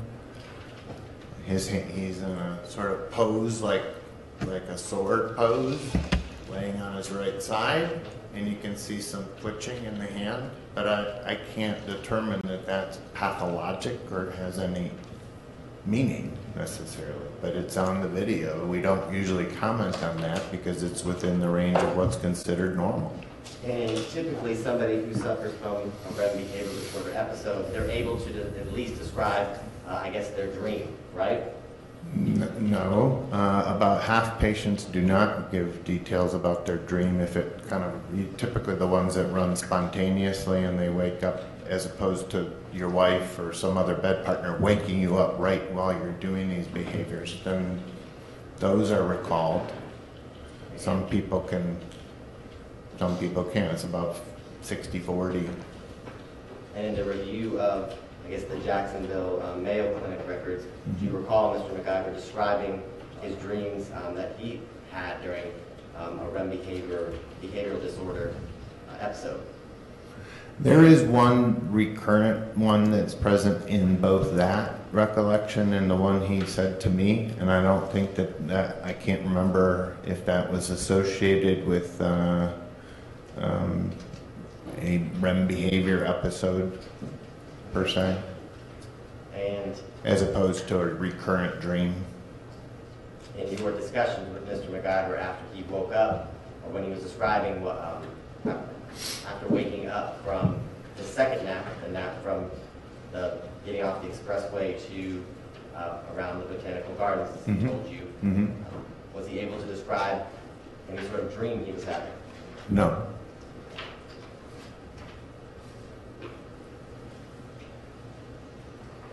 And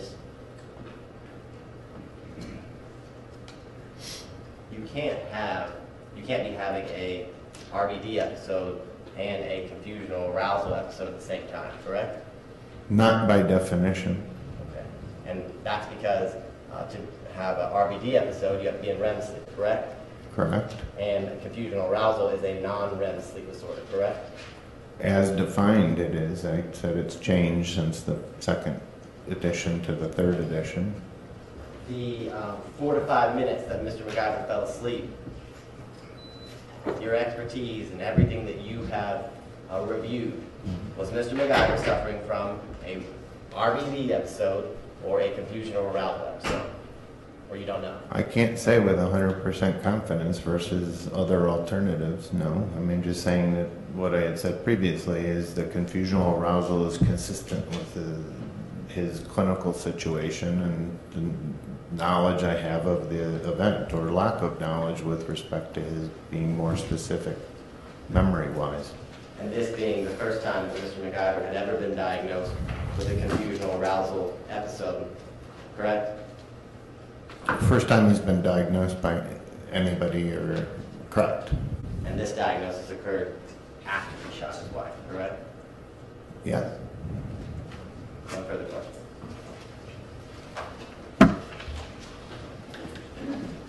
you all want a break now before redirect, or would you like to complete this witness before the break? Complete, I'm getting the completion motion from the jurors. All right, completion. So, Ms. Clark, Yes. if you would conduct any redirect you have of Dr. Rye. Yes, thank you, Judge.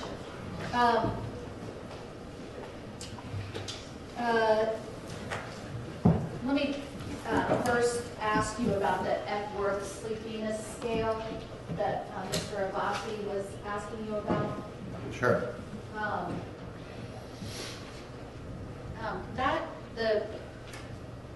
The Epworth sleepiness scale, is that derived from a questionnaire Yes, that's given to patients at a sleep clinic? fairly standard, yes. Is it the only tool that you use to measure whether someone is excessively sleepy? No. And in this case, in Mr. McIver's case, is there other data you have that has any bearing on whether he appears to be sleepy? I would go back to the point that he fell asleep in 2 minutes upon coming into that I think I can't give you specific numbers about how that compares to 1,000 other people in our lab, but it strikes me that falling asleep in 2 minutes is awfully quick. And then during a daytime nap at that specific time, which was his 4th nap, that he went directly into a dream, is not typical at all. I think it speaks to me that the brain is doing this for some reason, and we try to figure out what it is and what the mechanisms is, and if it's interfering with a person's quality of life, we try to help that. And in addition to the Epworth, the questionnaire that Mr. McIver filled out, and in addition to what you saw about how quickly he could fall asleep, was there anything in what he related to you about naps that struck you as whether or not he was sleepy? Well, he accurately assessed that he was sleeping when he was and awake when 3 of the naps he didn't nap. He never fell asleep, and he accurately said, because we can see people that cannot accurately perceive the state of their brain. I know it's hard to believe, but people that are physically, behaviorally, physiologically, their brain's asleep, and you wake them up and you say, "Were you asleep?" and they say no. I mean, that happens, right? I mean, misperception of state is a real thing. But he accurately assessed the 2 naps that he slept and the 3 that he was awake. And did he express to you any sort of preference about taking naps? He said he liked to take naps. That struck me because I've heard it from other people, and he didn't like to do it at work because it would set a bad example to his co-workers or employees, and that he would tend to nap more on weekends. And was that also mentioned in the Mayo Clinic records as well? Yes. Okay.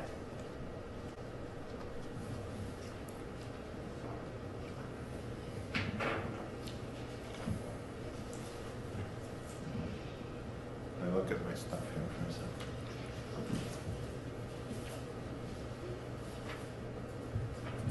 In talking about confusional arousals, So, can I just add something? Yes. Because it gets to your perception issue. Just I was double checking, because we ask patients when they have these naps, not only do you perceive that you sleep, do you perceive that you dreamt on that nap? So as we have spoken about his 4th nap, he went into a dream. He correctly said, "I slept." He did not identify dream imagery in that nap, even though the physiology of the brain tells you he was dreaming. okay. Confusional arousals, Mr. Abati was asking you questions about deep sleep, and you told us, he was asking you how long it typically takes someone to get to deep sleep. And is it hard to answer the question of how long somebody typically takes to get to deep sleep? I think a lot of these questions are hard. That's why we're spending so much time.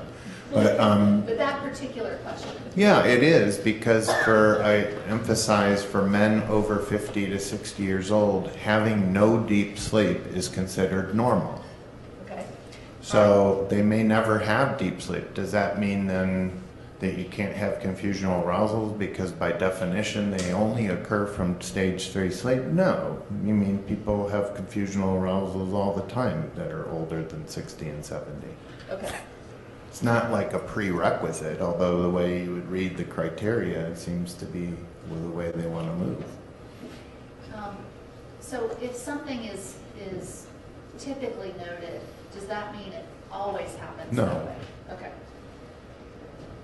I hate adjectives. And adverbs. Well, Mark Twain only talked about adjectives.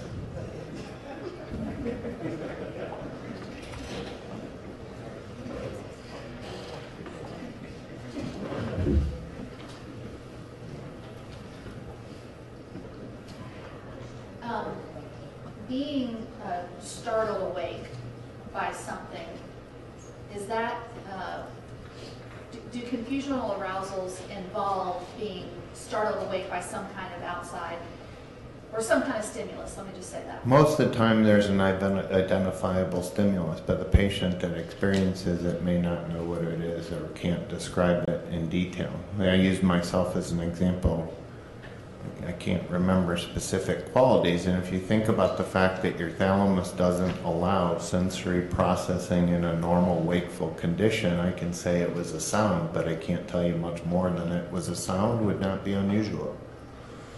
Is an example of something that could startle someone awake and cause a confusional arousal being spoken to in a loud voice while you're asleep? I'm gonna object to Good the answer, yeah. I didn't. Good. Great work. Be smart. I'm well trained. I'm trainable. Clearly has gone through this process before. Overruled. Do you remember the question? The question is, could a loud voice be something? And I would say, sure. I mean, anything loud. Loud voice, a loud bang, a loud bell, my beeper, Okay. telephone, page I rip. How about somebody saying, "Wake up or you won't sleep tonight"? That one might work. Okay. As I said, we're trying to make this more quantifiable in the sleep lab so you can bring sense to these and sort of being qualitative. So a tone and a bell of certain decibels and do it in the laboratory under control. We're just not there yet as a field. Mr. Abate was asking you about, Mr. McIver relating that he perceived some kind of danger and asking for his gun and then relaying that he then fell asleep. In your opinion, based on your experience and your education, is there anything about the fact that Mr. McIver may have perceived danger and asked for his gun that would have prevented him from then falling asleep quickly? How about that? I'll allow it. You all have a question? Yes, the question, so now you may answer. I don't see why that necessarily would. It would seem to me maybe more like nobody's tested these situations in every scenario, so I've seen people fall asleep in all sorts of what you might think are unusual environmental situations where you otherwise wouldn't think they'd fall asleep. Well, is there anything in your experience or the medical literature, your education, that tells you he couldn't have No. fallen back asleep? No. All right.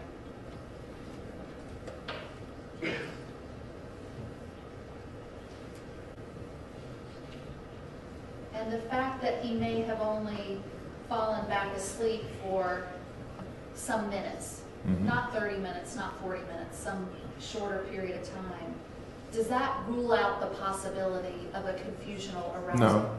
Okay.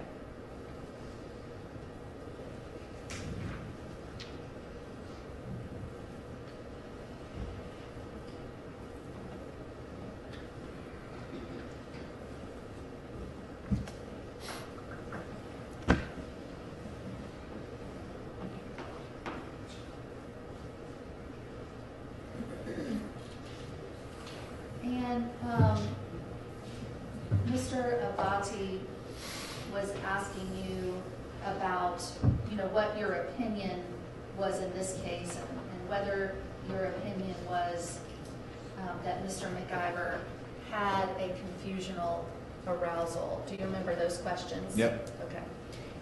Yes. Is there a way to go back and objectively say, with your sleep studies and your knowledge and your equipment that you have, and say, okay, I can tell you what Mr.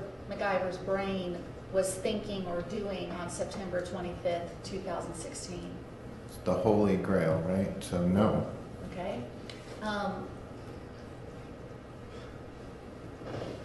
Is that why you were saying that your opinion is what he relayed to you was consistent with a confusional arousal? Correct.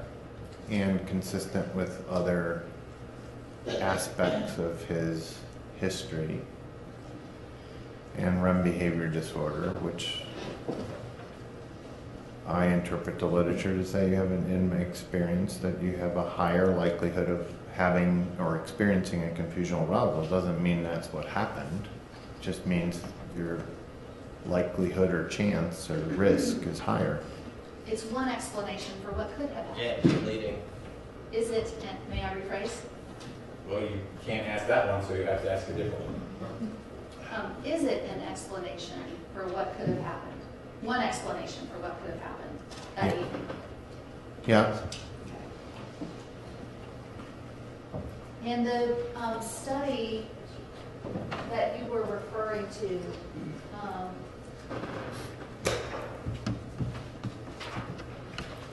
the telephone study we talked about a little bit? Yeah. Okay. What was, just to sort of orient the jury, is that the study that talked about the relationship between parasomnias and confusional arousals? Yes. Okay. And that study was published, was that study published? 3 or 4 years ago, maybe. Where was it published? The lead author is O'Hoyan, who's at Stanford, Okay. Stanford University? the one in California. Okay. And then the article about the study, did that appear in some kind of publication? Neurology, the journal Neurology. And what is the Journal of Neurology? So it's the flagship journal of the essentially the American Academy of Neurology. Okay. And are you familiar with the process that an article has to go through before it gets published in that journal? And maybe too intimately. Okay. Why do you say that? It's a lot of work. Okay. So what is the process that an article goes through before it gets published? And I'm going to object at the outside scope of cross and So, tie it in for me. You're holding something. Is the something in which you're holding relevant to what came up on cross? Because if it is, then I understand why you're laying the foundation you're laying. Mr. Abadi asked some specific questions about this study to this witness on cross-examination. Okay, you keep going. Okay. What is the process that an article goes through before it's published in the Yeah, so usually when it's submitted, it would be submitted and reviewed by an associate editor more often than the editor, and sometimes it's immediately rejected. If it's deemed worthy in that person's eyes, it'll get distributed usually to 3 additional reviewers whose names aren't revealed to the authors, and they make their critiques and opinions, weaknesses, strengths, send it back. Usually gets revised maybe once or twice to address their concerns, and then if you're lucky, you get published. And when it's being reviewed by those people you just mentioned, is it being reviewed for like punctuation and grammar or something? It's being different? reviewed for essentially how valid are the results, the methodology, was it a good methodology, is it something that could potentially be replicated if it was done again, is it properly described and conducted and controlled for confounds, things that may make the results not valid. Those are some examples, not punctuation and grammar usually. And the journal that comes out from the American Academy of Neurology, is that something that you rely on in your research and your role? That and other journals. All right. And why do you rely on articles that appear in the journal? Well, different journals have different impacts in terms of the quality, and they in fact have what are called impact factors that range from very low in impact, in other words, people don't read it or reference it very often, or very high impact. So jurors may be familiar with New England Journal of Medicine. That's a very high impact journal. That didn't occur in there. But in the rung of thousands of medical journals, this one's in probably the top 5 to 10%, not the lowest 5 to 10%. So it has a fairly high impact.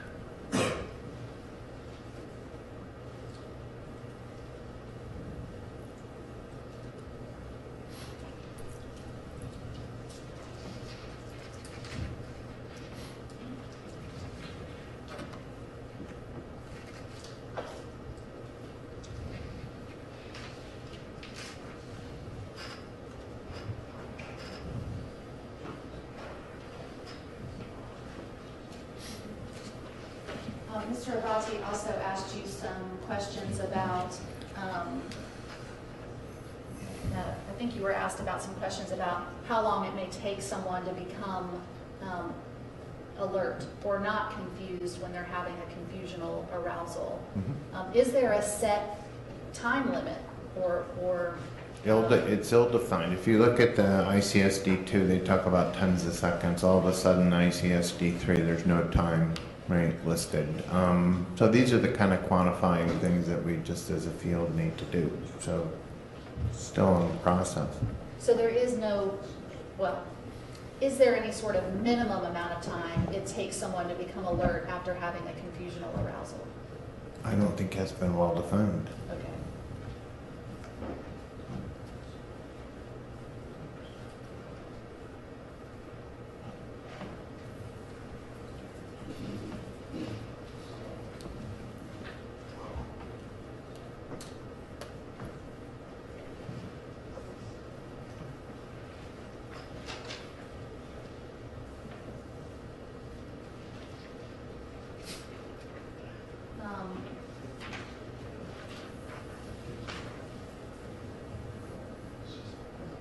I think those are all my questions, Judge.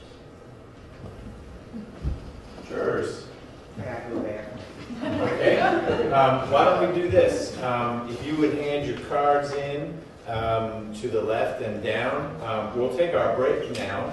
And during the break, we'll process the questions so we'll know when you come back what I'll be talking to Dr. Rai about. So once you get all the cards, get them to me. And we'll see you guys in about, I was going to say about 10 minutes. We'll see you soon.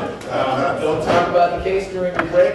No diagnosis. And my daughter. So, we'll see you in a little bit. Thank you for your patience. All rise for the juror.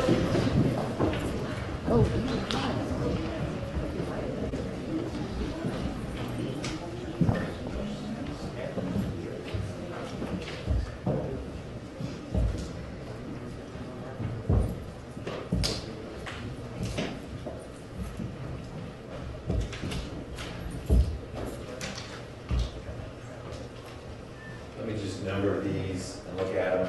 You all can look at them during the break. Please be seated. And at the end of the break, we'll talk about what to do. Okay.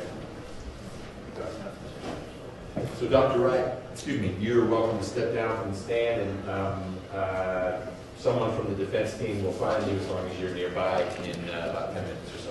Thank you. All right.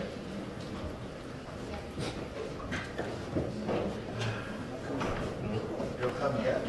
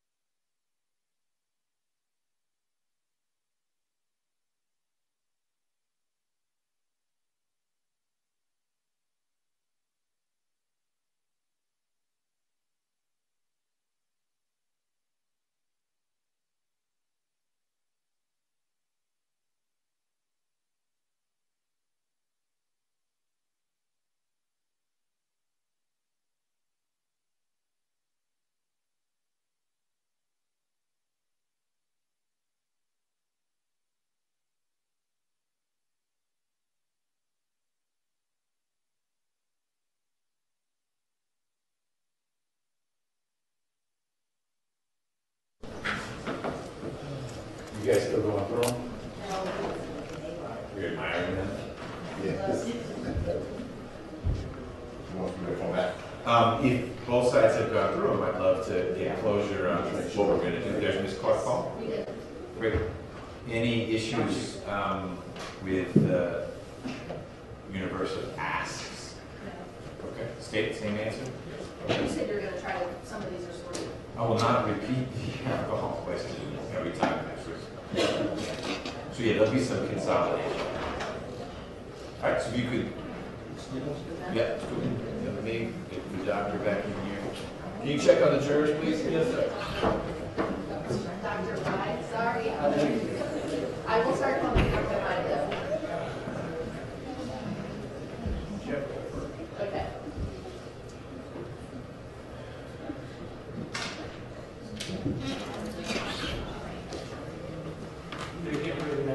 Great. Bring them out whenever they're ready.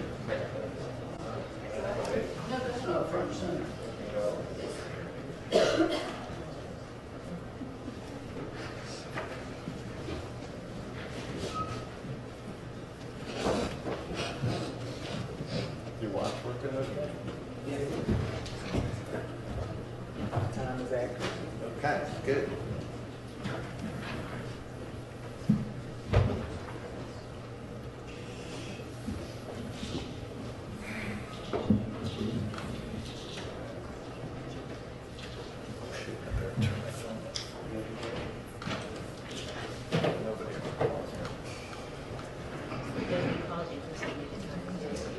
Yeah. That happened to me recently somewhere. I don't remember where.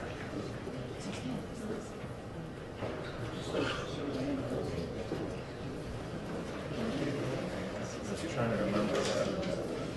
5 to 4. Having so much.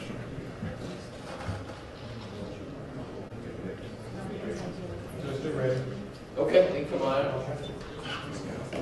All rise for the jurors.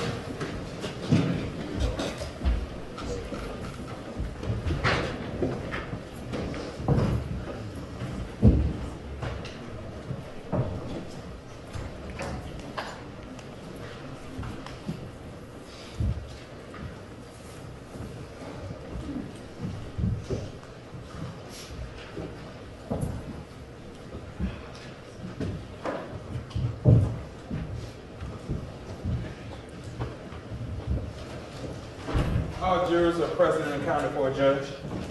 You may be seated.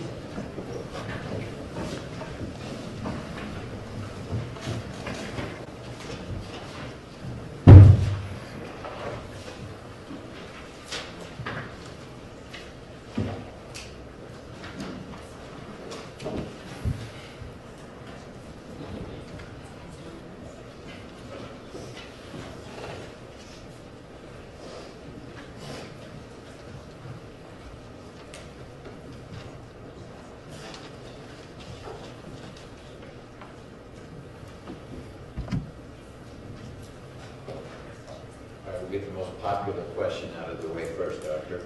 I have- Explain to the jurors, if you know, whether alcohol consumption has any effect on RBD and also confusional arousals. Let's do it in that order. Right. So basically, that's been an area of controversy in both editions of the International Classification of Sleep Disorders. The short answer is it hasn't been studied formally. In other words, giving people fixed amounts of alcohol and measuring, things. But in both versions, it says it's hard to make a diagnosis of that in the presence of alcohol. It doesn't say how much alcohol. So if we make it a more generic question, not specific to RBD or confusional arousal, and instead I pose the question, Yeah. does alcohol consumption have any effect on the sleep behavior of a person? Well, in terms of, it makes sleep a little bit more fragmented. Movements occur more often in terms of just clinical judgment as opposed to really good data. REM behavior disorder is more frequent and more intense with alcohol, just sort of not studied in any intense way, but just clinical impression. What has been studied is movement in sleep is worse with alcohol. Not necessarily behaviors, but more movement. Is that? That's your answer. Would fatigue from physical activity, for example, playing 18 holes of golf in hot weather, affect one's ability to sleep or the time for them to reach deep sleep? I don't think there's enough scientific data to make a comment on that. I mean, it makes sense that it might. Fatigue, as I mentioned or alluded to, is a very difficult construct physiologically. There's like 11 or 12 different scales for fatigue, and the only reason there's 11 or 12 rulers is because we don't know what we're measuring. So it's very hard to extrapolate fatigue to sleepiness, for example. For someone who's been diagnosed with RBD, is there any medication that is commonly prescribed? I previously mentioned that there's 3 groups. One is probably the best studied, or it's not great data, but melatonin, which you can get over the counter, not regulated, so we don't really know. Also, a long history, but not studied very well in clinical use, has been Valium-like medications. And then the third that's been looked at, and this is sort of more related to the fact that in many instances, the natural history of REM behavior disorder is progressing into a neurodegenerative disease, most likely in the Parkinson's disease area. Medications that are used to treat Parkinson's disease have been used as well. Do you know if Mr. McIver was taking any of those medications that you described, those 3 categories, by the time he was seeing you? No, he was taking none of those when he was seeing me. Do you know from your review of the medical records that you were presented with if he had ever been prescribed and had taken any of those medications? He had been prescribed melatonin. Well, as I said, it's available over the counter, so you don't necessarily need a prescription for it. But he was prescribed melatonin by physicians at the Mayo Clinic, and as I recall, he did not take it there because the impression I got was his interpretation that they told him, we'll take 3 or 4 of these tablets, and it just seemed excessive to him.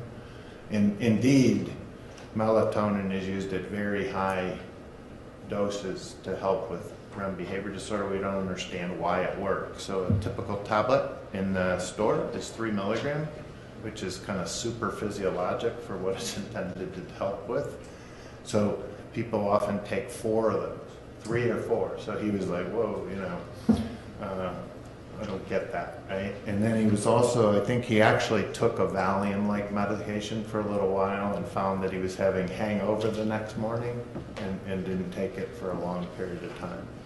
Did he place either of those courses of treatment, taking melatonin briefly or Valium-like, chronologically? Was that 2010, 2004? This was back in 2006, 2007, I think.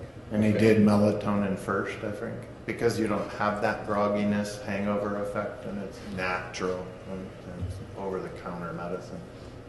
Did Mr. McIver relate to you any cautions or restrictions that the Mayo Clinic professionals shared with him based on their diagnosis that, well, this means you shouldn't drive or use heavy machinery or anything like that? Nothing like that, but I seem to recall them advising him not to ingest large quantities of alcohol, and that was sort of brought up relevant to the first question that was asked.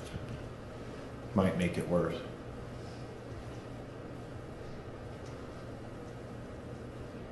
Were there other treatments recommended beyond the types of medications you described that would have addressed the diagnosis from the Mayo Clinic, a CPAP machine or sleep aids or anything?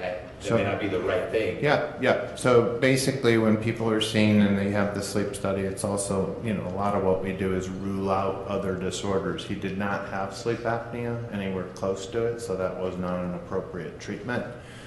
My other comment that I think that's getting directed at is the treatment. Is it going to help, and is it going to help what aspect, right? Is it just going to get rid of the behaviors in sleep? Or given this fact that I told you, it's, you just don't put on a disease at night and take it off in the day, or have it in the day and take it off at night. Diseases are 24-hour critters. And we don't often, as treating physicians, unless you're a sleep physician, treat the patient holistically over 24 hours. So when you're asking a question, am I treating REM behavior disorder, maybe I can get rid of the behaviors at night, but all the accoutrements of daytime that may be associated with it or have been, don't know, right? Those aren't usually the outcome variables. Is that? That's your answer. Thank you. Including the word accoutrements. I can't spell it though. Tell the jurors what an age-matched control is.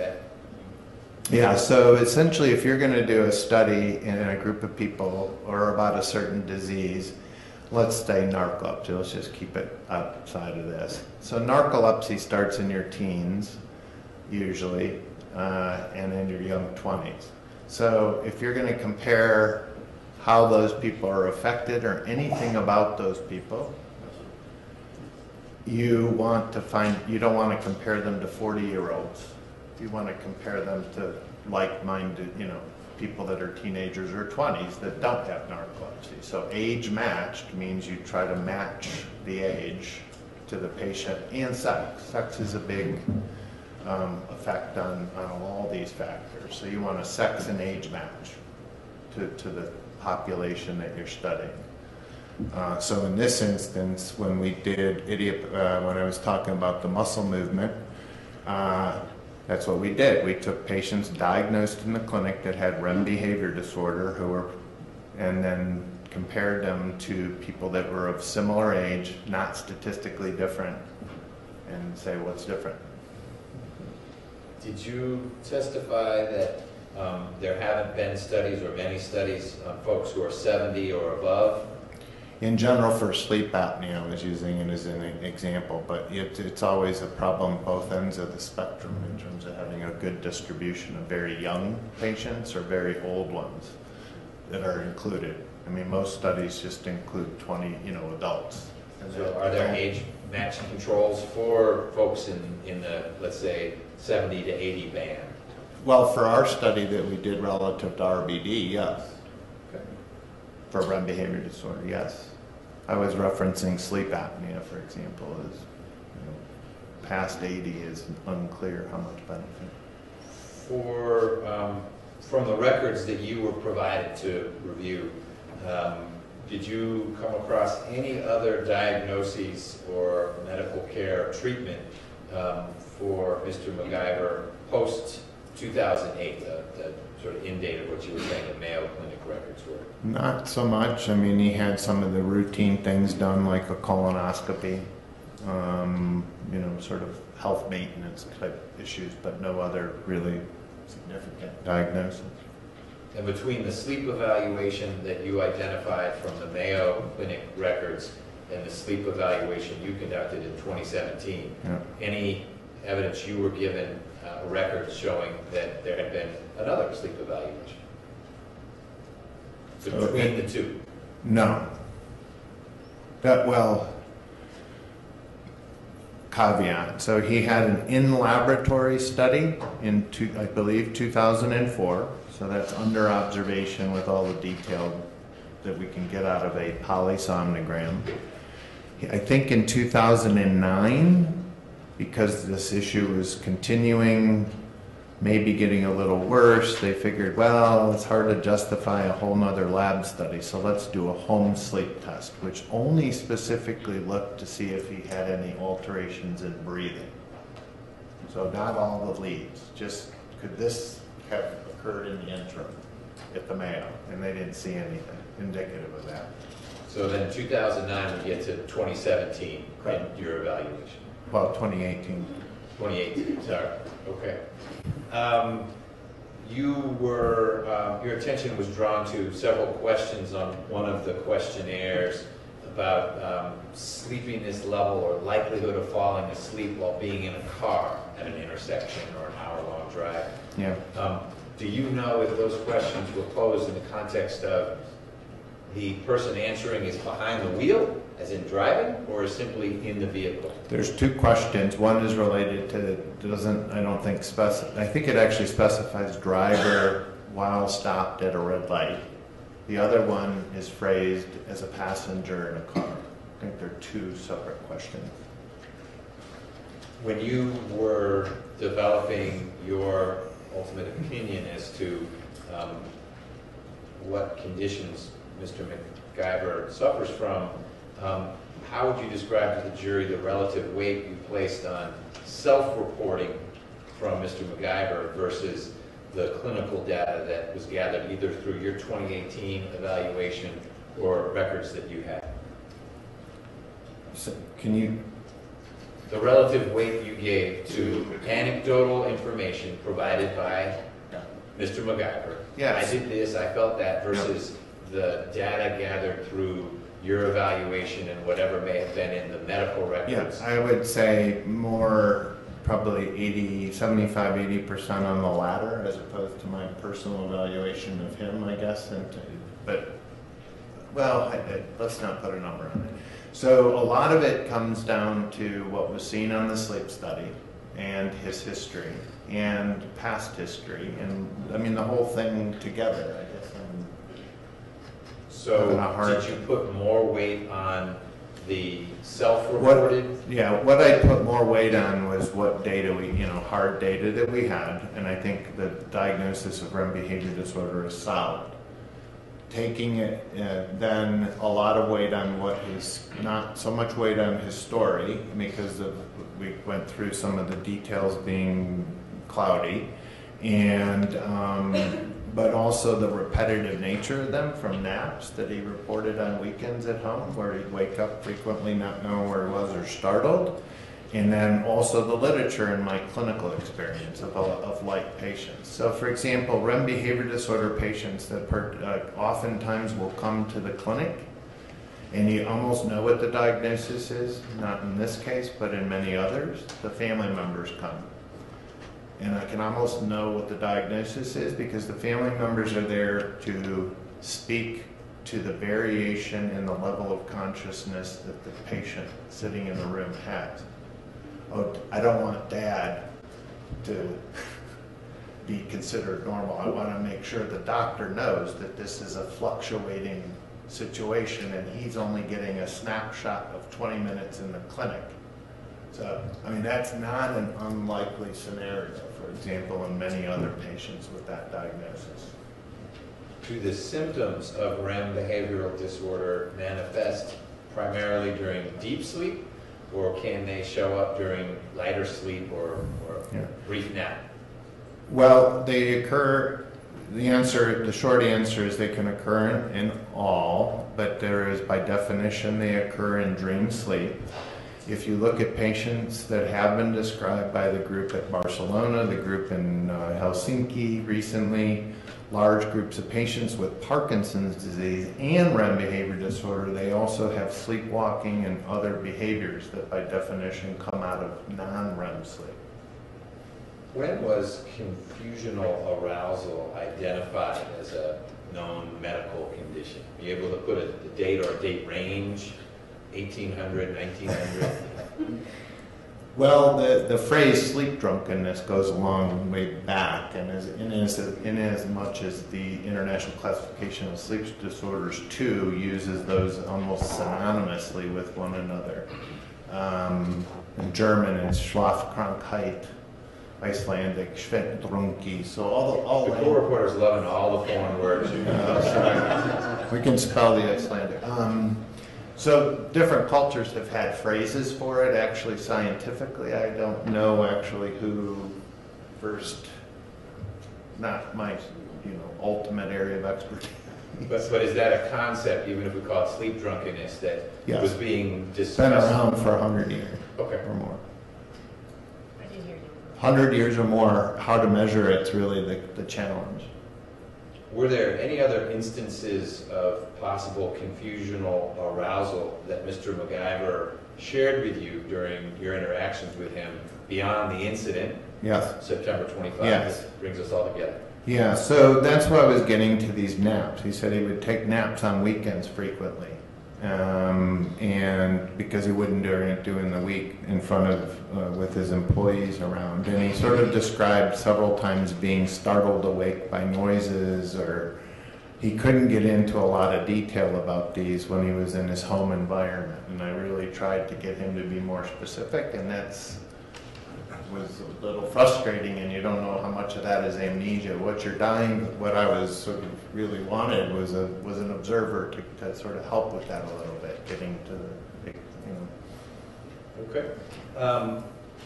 Were you paid, or was the clinic paid for the examination, the work that was done earlier this year? So he was seen as a standard patient in an outpatient setting and sort of billed to insurance as opposed to and then separately from that, an opinion was separate. Okay. Do people typically have significant shifts in sleep patterns after a traumatic event? I know that's an adverb in there, but is it typical for that to happen?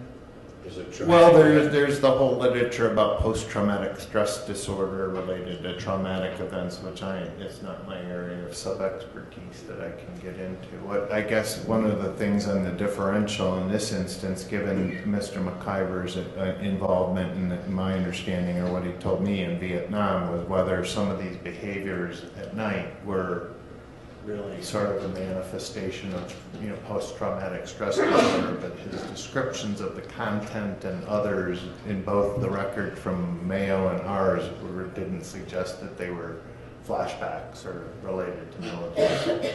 Have you ever worked with a patient who was ultimately diagnosed with a sleep disorder who acted so violently during some manifestation of that disorder that he or she actually killed someone else? No. Are people able to talk during instances of confusional arousal? Mumble or occasional word that comes out. I mean, a lot of times with it not in necessarily this demographic, but a lot of our patients will, that have hypersomnia, that have sleep drunkenness, will have discussions with a bed partner or a spouse and have no recollection 3 hours later of any of the content. Can one experience more than one confusional arousal incident in a short period? 5 minutes later, you have another one, or I don't think there's literature on that, and I did not run across anything. I think that's a great question. Could be a new paper. Too many to write already. Do you know if your patients are tested for any sleep medication before they show up for a sleep study? I know the answer to it. I'm just trying to think of how to phrase it best. Usually, if we test for that, we test for it on the backside, so the morning after, or the day that they're getting tested for how awake they are, because it's more usually typically a question related to does it affect the results of that as opposed to the sleep study. And those, in many instances in most labs across the country, are old-time tests that don't pick up a lot of the new medications, and so unless you specifically ask for it, it's not done. Okay. So a related question, is it possible for a patient to control or influence the sleep test outcome by withholding information, taking sleep medication that's not detected, etc.? I don't know about withholding information. I'm not sure where that's specifically going in terms of a false positive or a false negative result, but medications-wise would be the biggest issue. And we just don't test for it frequently. I think about it myself, theoretically. In fact, in this instance, Mr. McIver was taking tamsulosin for BPH, right? I looked up literature to see if there was anything published on the potential interactions of that drug with anything in sleep. There's really no literature on that, and also just from a theoretical basic science background, kind of considered it and looked at it compared to a similar drug, for example, would be Parasomnia, used old-fashioned drug used for blood pressure years ago. If anything, theoretically, hypothetically, that medicine might be expected to help his increased muscle activity, but there's no data. Is it possible for one to fake falling asleep during a sleep study, or do all the different sensors alert you to the fact that even though the eyes are closed and there's a snoring noise, that person's not really asleep? I touched on that a little bit. I'm sorry I didn't answer it when you asked previously, but the short answer is no. There are people that have misperception issues. Different ways to define sleep. Behavioral, just watch you, and you could sort of say, well, what's that? How do I know they're asleep? Well, they don't respond to a stimulus, auditory, touching, whatever. You'd say, oh, they're not moving. That's behavioral sleep. As opposed to what we do, which is measure brainwave activity and output of the nervous system, which essentially tells you that the state of the body and the brain is sleep, essentially. So some people may misperceive that. They may wake up and say, no, I didn't sleep at all. I remember one guy that came all the way from India to see me who claimed he never slept. He slept beautifully under video camera, brainwaves and everything. Came in the morning and said, how was your sleep last night? He goes, I never fell asleep. So there are those rare examples, but you can't willfully do that we know. Are there any external factors or stressors in someone's life that could affect the results of the kind of study Mr. McIver underwent under your supervision? And if so, what are the types of stressors or external factors? I think our understanding of those is really paltry compared to, say, medications, and that's even paltry. So you're measuring a lot of variables, and we understand it's complex, it's affected by a lot of things, and that list is very long. And we just haven't gone through it. Okay. Ms. Clark-Palmer, do you have any follow-up based on those questions? It will be brief, and I will make a promise about that. Dr. Wright, I know you told us about, you were asked how much you have gotten paid, and you explained about insurance. But just what's the total amount that you have received or have invoiced for your services in this case? $6,000 or $7,000. Okay. Okay. And you were also asked a question about whether Mr. McIver had tried any kind of medication, and you were recalling that the records said something about him trying melatonin. If you need to review the records to refresh your recollection, let me know. That's in the Mayo Clinic thing. I'm going by memory. There were almost 400 pages. Okay. So I'll call it the pages right there. I'd like to show you some pages to see if it refreshes your recollection that he tried other medications as well. So first on page 86, reading this sentence. Yeah. So it says that patient has been unable to tolerate an adequate dose of clonazepam, which is a Valium that I mentioned. I just used Valium because I thought the jury would be more familiar with that. He was also tried on melatonin up to 12 milligrams a day, so he actually did take it. So the 3 milligrams times 4 tablets. Up to 9 milligrams was not effective. And also on page 141, what's that last one?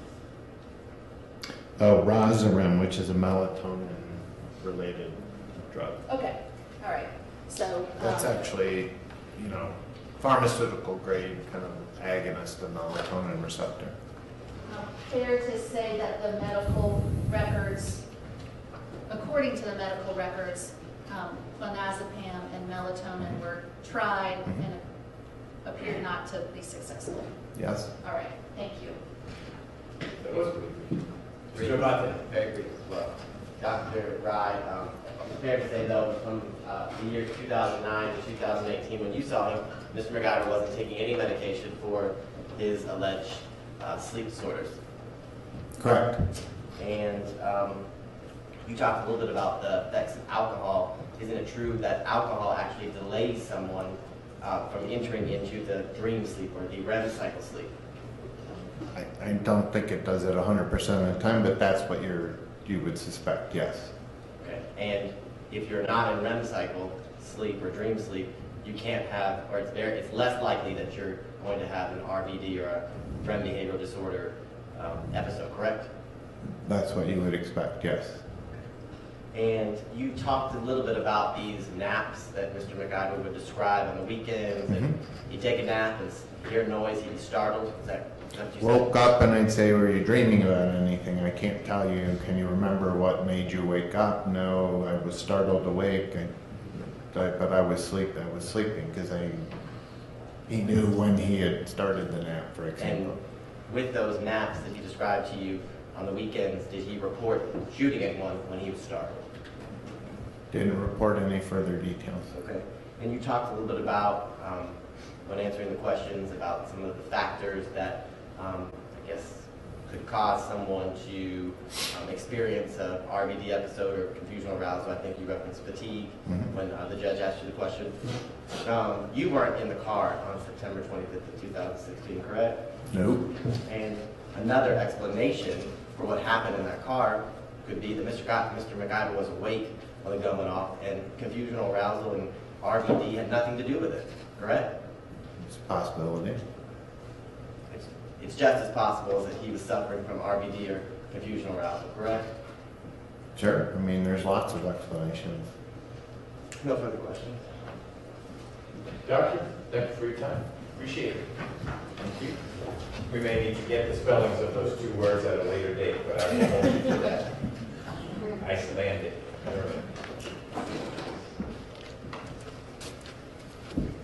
Defense? Our next witness is Stan Smith. Okay.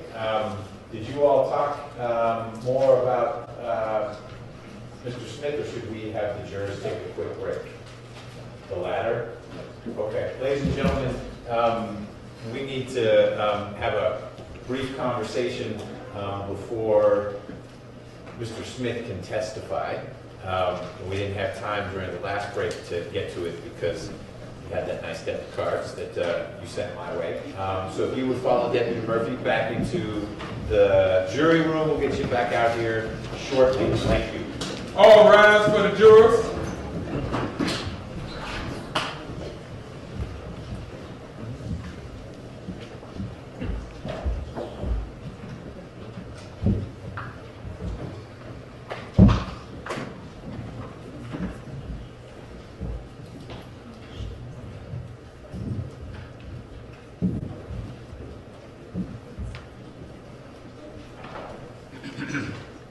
Please be seated. Can we get Mr. Smith in here, please?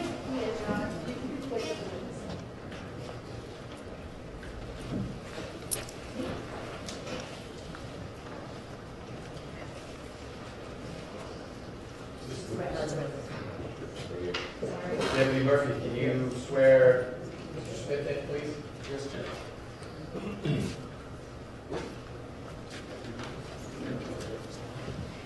Raise your right hand for me. Do you swear and affirm that the testimony you should give the court today will be the truth, the whole truth, and nothing but the truth, so help you God? I do. Yes, sir. If you will, have a seat. Get as close to the mic as you can. For the purposes of the court's record, please spell and state your name. My name is Stanley H. Smith Jr. That's S-T-A-N-L-E-Y, middle initial H. Smith, S-M-I-T-H, comma, J-R, period. Mr. Smith, we need to talk to you a little bit outside the presence of the jury about exposure you may have had to these proceedings. So I'm going to let Ms. Clark Palmer start with that. It may be that one of the prosecutors asks you if you few questions about it. I may as well, and then we'll figure out what we're going to do next. Very well. Thanks for your patience.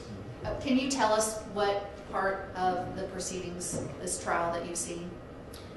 Yes, I actually watched a portion of the cross-examination of Danny Joe. Excuse me. Turn that off. Yes, please. Go ahead and just give it to the judge. Much better that it happened now than when the jury. You can't tell them to leave the courtroom. I'm stuck. We'll let you slide this one time. I thought I knew how to operate this thing. Hopefully it wasn't someone calling you to tell you what's been going on in the trial. No. Okay. Okay, so you said you saw part of the cross of. I saw a portion of the cross-examination of Danny Joe, whatever her last name is. Anything else of this trial that you have watched? And not that I watched. Okay, what else have you heard about this trial since it's been going on? Well, my wife read me a few summaries of the testimony pertaining to the actual shooting. And other than that, the only thing I kept up with was whether the prosecution was finished and about the recess for the week. And that's all. Uh-huh. I don't have any other questions. Okay. Mr. Rucker, no questions? Okay. Your exploration with Mr. Smith, Ms. Clark-Palmer, is going to have much to do or nothing to do with Ms. Carter? I can't think of anything I would ask Mr. Smith that would involve Ms. Carter. Is she someone, I'm not remembering, she's someone named in the will, and there's controversy around? She is not a named beneficiary in the will, which is what I was going through in my head too, just to make sure that there was, I can't think of anything that I would ask him that would touch on Ms. Carter. Okay, and I don't think this is a witness anyone ought to ask about the circumstances of the shooting. So I think we're okay to go forward.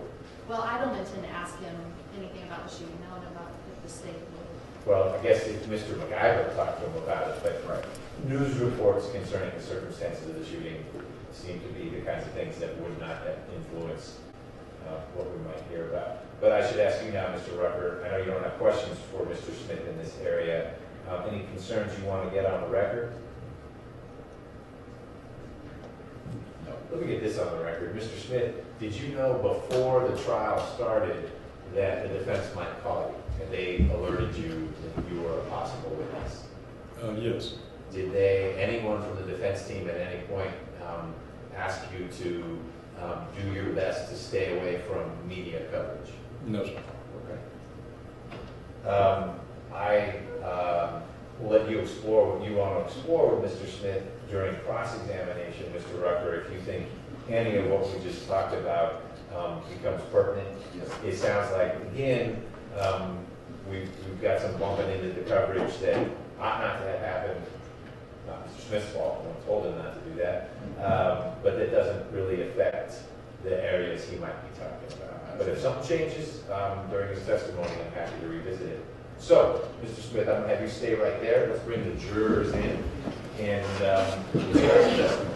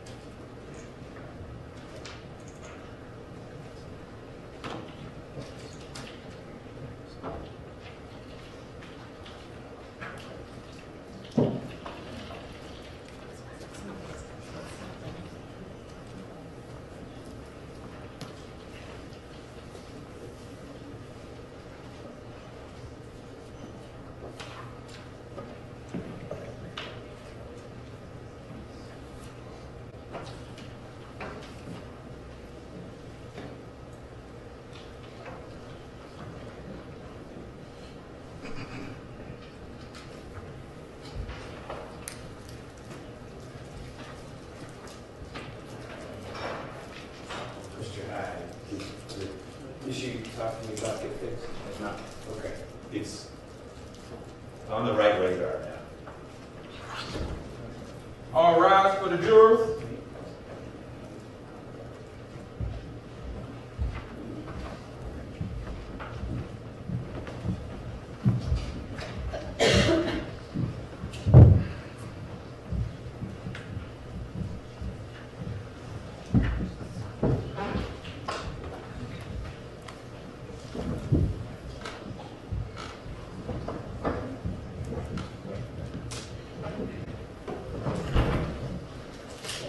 All jurors are present and accounted for, Judge.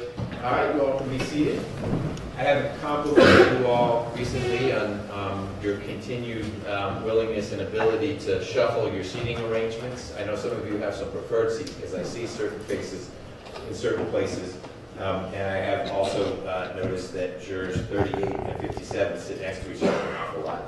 But you're moving around at least, so that's okay. We have a witness on the stand who is already under oath because we had to explore a few things with him before you all could come back in. So witness is under oath. Ms. Clark Palmer, you may take it from me. Thank you. Mr. Smith, will you tell the jury what you do for a living? Yes, I'm an attorney at law. And does your practice, are you in your own practice or are you part of a firm? Yes, I'm in my own practice. I'm actually semi-retired. All right. How long have you been semi-retired? Since January 1 of 2016. Where did you work before you were semi-retired? I worked at the firm of Womble, Carlisle, Sandridge, and Rice. How large is that firm? Just not a specific number of people, but is it a small firm, mid-sized firm, large firm? I would say it's a large firm, about 550 lawyers.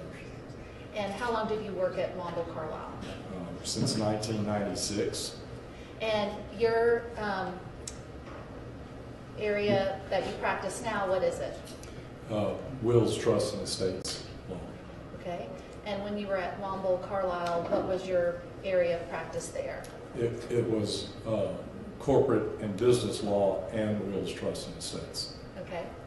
And where'd you go to college? Went to the University of Tennessee. And then where did you go to law school? I graduated from Emory University School of Law. All right. And I need to know who is making Pop-Tarts right now. cookies or something. You guys aren't, there's nothing on fire in the jury room? I just need to make sure there's nothing burning. It wasn't burning on the line. Okay, all right. But it's still on. As long as the jurors are okay. Okay. Do you know Tex McIver? Yes, I do. How do you know him? Well, I became acquainted with Tex in 1975 when I was in the third quarter of law school, and I was hired by Mr. Ike Fisher to be his clerk for that quarter at the labor law firm of Fisher and Phillips, where Tex McIver worked. All right. And have you known Mr. McIver and sort of kept up and kind of kept in touch with him since then? Yes, we saw each other occasionally from time to time, and one of those times I did wrote his will for him. When was that? I'm not exactly sure, maybe in the 80s, 1980s perhaps.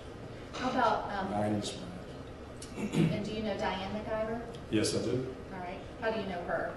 Well, when Tex and Diane McIver were married, Tex and Diane came into my office so that I could draw their wills, and I did that. When was that? 2006. All right. And you prepared wills for both, at that time in 2006, both Mr. McIver and Mrs. McIver? Yes. All right. And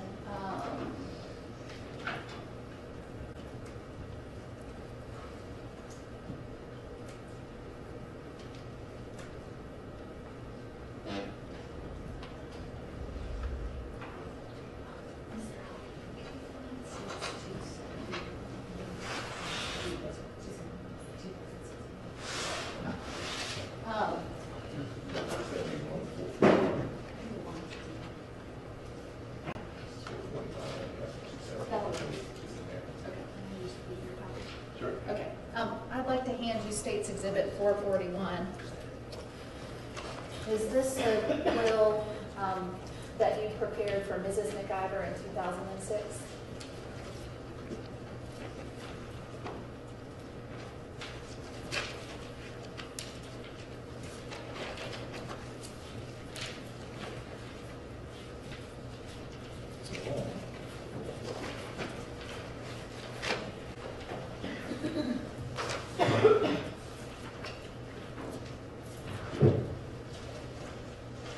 Yes, it is. Okay.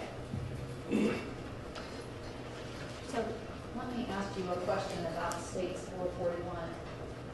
Mr. Hyde, I don't need it anymore, sorry. This is good enough. Thank you.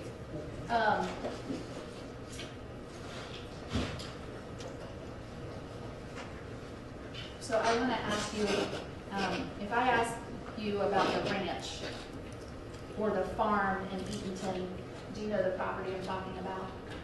Yes. Okay. All right, so let me ask you about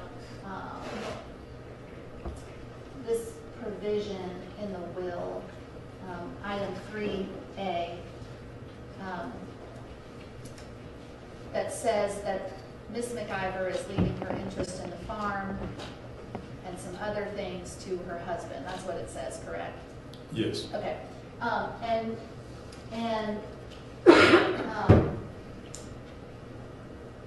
Do you know how the title to the ranch or the farm is held? What the ownership of the farm is? At this time or at the time I drafted the will? Well, let's start at this time. Do you Yes, know? I've seen the deed to it, which I understood to be the current deed. Okay, and what is the ownership of the ranch? That's called, they owned it joint with right of survivorship. Okay. And in one or two sentences, just tell the jury if property is owned as joint tenants with rights of survivorship, what happens when one of the tenants dies? When a husband and wife own property together, they each have an undivided 1/2 interest in the property. And when there's a death of one of the spouses, the 1/2 interest owned by the deceased is automatically, by operation of law, transferred to the surviving spouse. Okay. Does that happen regardless of what may be stated in the spouse who passed away in their will? Yes, the spouse that passed away could have said, I want my 1/2 interest to go to Bozo the Clown, and it would have no impact whatsoever because it's not what they call probate property. And only probate property is affected by the will. Now, in 2006, did you know what how the ranch was owned between Mr. and Mrs. McIver? Well, I was told that it was joint with right of survivorship, but I did not see a deed back then. Can you explain to the jury why this provision is in Ms. McIver's will about leaving her interest in the farm to Claude McIver? Yes, even though they own the property joint with right of survivorship, her interest, if she were the first to die, would be transferred to her husband. Even though that's the case, we generally put provisions like this in the will to transfer any interest she may have to her spouse, because you don't know if there is some reason that Mr. McIver transferred his 1/2 interest to her after the will was done, and then she died. She would want the whole property to go to her husband, and vice versa. We do it in both wills, and it's just kind of a way of saving the testator's money, because if, say for example, Mr. McIver had transferred his 1/2 interest after they did the wills, they wouldn't have to come back and pay me to make a change to the will. It's already in there. They've already taken care of it. So that's why they did it. All right. Now, you drafted this will in 2006, right? It might have been, I'm trying to remember the date, it might have been late 2005, but they signed it in 2006. Right. So now let me move forward to September of 2016. did you have contact with Mr. McIver in late September 2016? Yes. All right, and what was that contact? Well, I was watching television in the local news one evening, and I saw the report about Mrs. McIver being shot and the circumstances. So the next day I called Tex McIver to offer my condolences and ask him if he needed me to do anything with regard to helping him out with the estate. And did you become involved with the estate of Diane McIver? Yes, Tex asked me to be the attorney for the estate of Diane McIver. And when did you become the attorney for the estate of Diane McIver approximately? Well, really, I guess depends on how you want to look at it, but as soon as he said, yes, I want you to help me, but when we filed her will to probate the will in the probate court, that's when I would officially been of record, at least with the probate court. And just sort of generally, back in that time frame, kind of late 2016, what did you do as the attorney for the estate of Diane McIver? Mr. McIver had not, to my knowledge, ever served as an executor to the estate, and so I pretty much helped him walk through step by step what the executor needs to do legally after the probate of the will, and to gather in the various tasks he needed to do in order to carry out his duties. You were giving him advice? Yes. And did you do that for free, or were you getting paid to be the lawyer for the estate of Diane McIver? No, but I was receiving a fee for that. Okay. And what are an executor's responsibilities when they are probating a will? Generally the person named as the executor in the will is typically the one who will present the original will to the probate court for probate. And what that basically means is it's the court making a determination that this is the last will and testament of the deceased. And after that, the court will issue an order to the world saying if anyone has any business to do with this estate, you have to deal with this person, the named executor. And that named executor would have been Tex McIver in that order. After that, typically the steps taken are the executors to ascertain and get possession or control of all the assets that he or she knows about. They ascertain what are the legitimate liabilities and obligations of the estate. And once those are determined, then you have to go through and decide based on priorities, if there are obligations and liabilities, which there were in this case, which ones are paid first and how they're paid and how you're going to pay them if there's not enough cash. And there's just a myriad of tasks in order to carry out the provisions in the will, because the executor is called the executor because he's there to execute what the will says to do. So he starts at the top and starts going down after he's done all those other things. And that's kind of, and then after he does all those things, he asks the court to be dismissed. Okay. And in the case of the estate of Diane McIver, is that part of your responsibilities or part of what you did as the attorney for his estate? Did it deal with the liabilities and the obligations of the estate of Diane McIver? Yes, I was involved in trying to help him ascertain what were the assets and what were the obligations and liabilities of the estate. But I mean, I didn't go out and actually seek out and find them, but he would report to me what he had found. All right.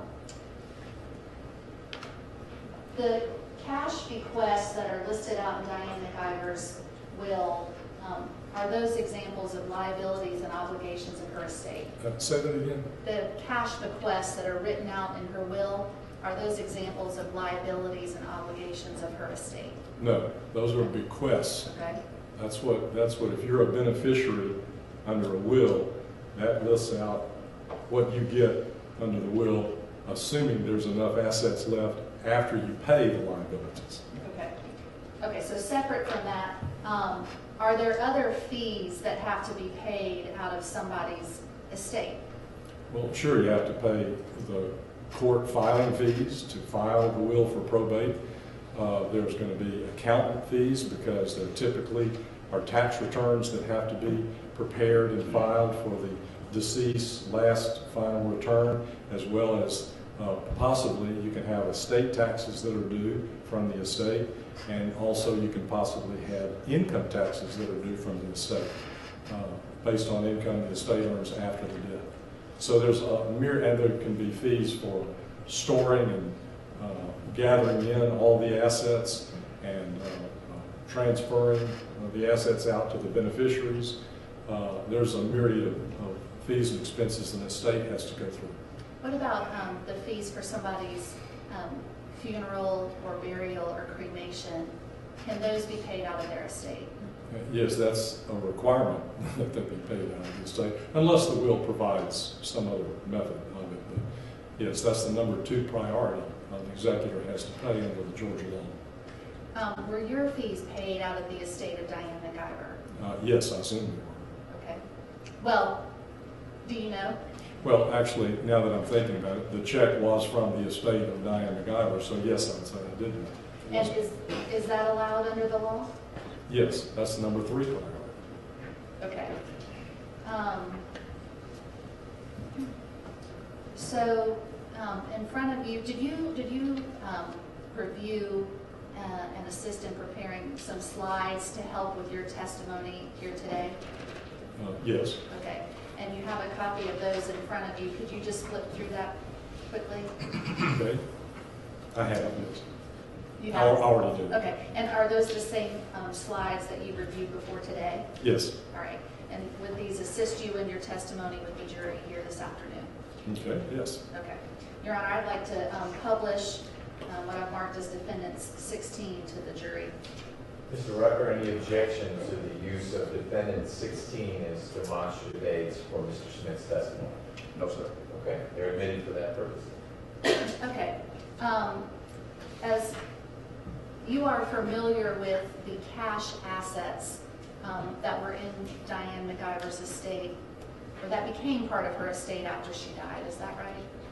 Yes. Okay.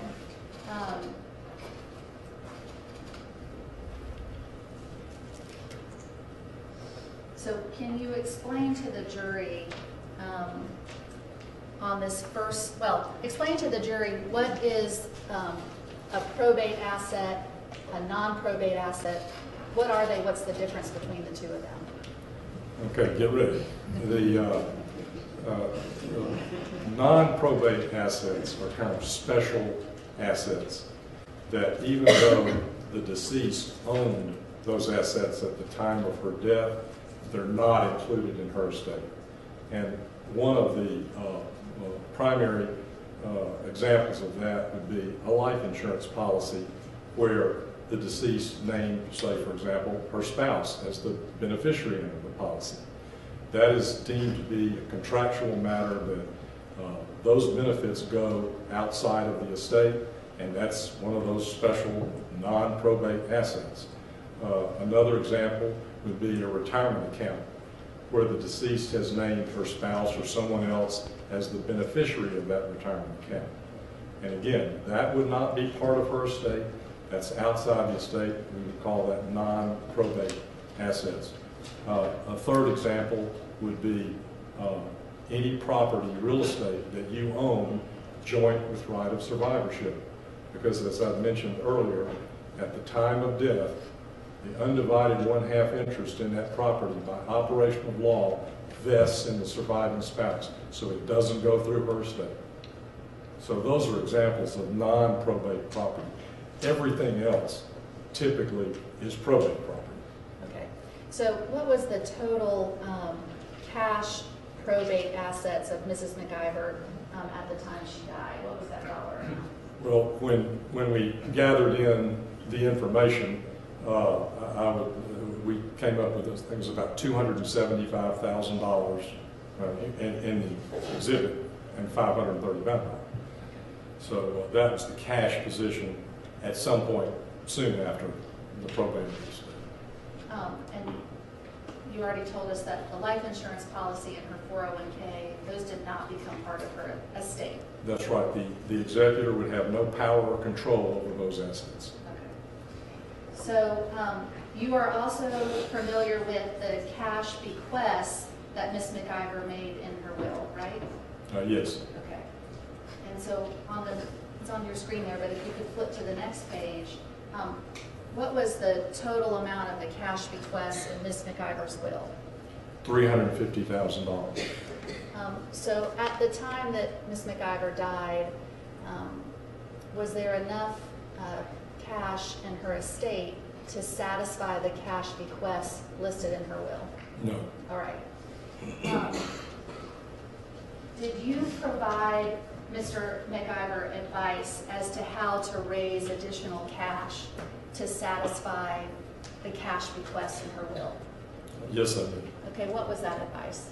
The advice is that you have to sell some assets in order to raise the cash to not only pay the cash bequest, but the expenses the estate is going to incur. And in this case, what assets did you advise to be sold?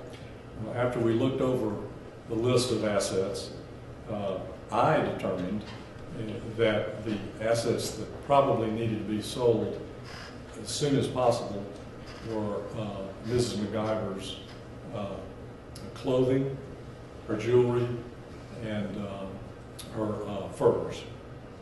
She had quite an extensive collection of these clothes. Okay, so why was it your advice to sell those assets quickly? Well, I viewed her clothing, which was very stylish, one-of-a-kind, very expensive clothing, and for which I understood primarily they were winter clothes. I viewed those assets as what we call wasting assets. It's kind of like if you have a whole bunch of bananas, you got to sell them. You got to sell them quickly or they're going to rot. Well, not to say her clothing was like bananas, but her clothing were stylish clothing. And so to the extent you waited until the next year, they could be out of style and the value would go down very quickly. Secondly, I understood them to be primarily winter clothes, and you're going to get a much better price if you sell them during the winter than if you wait and try to sell them during the summer, especially with regard to the furs. She had 137 furs. Okay. And did Mr. McIver take your advice to sell the clothing and jewelry and furs? Yes. Okay.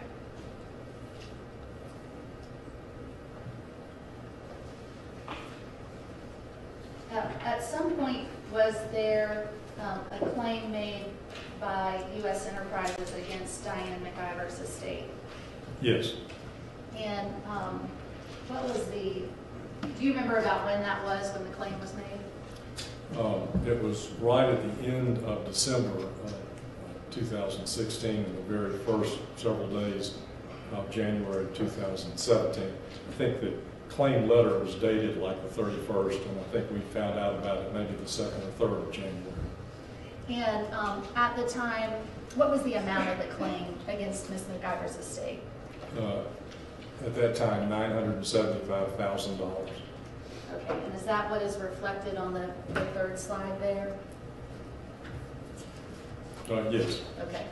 And at the time this claim was made, was there enough cash in the estate to satisfy 975?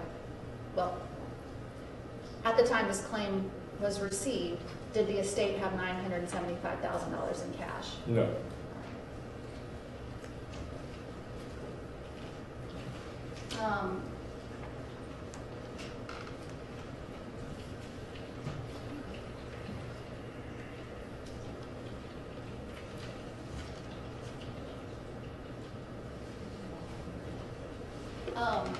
Was that claim eventually settled?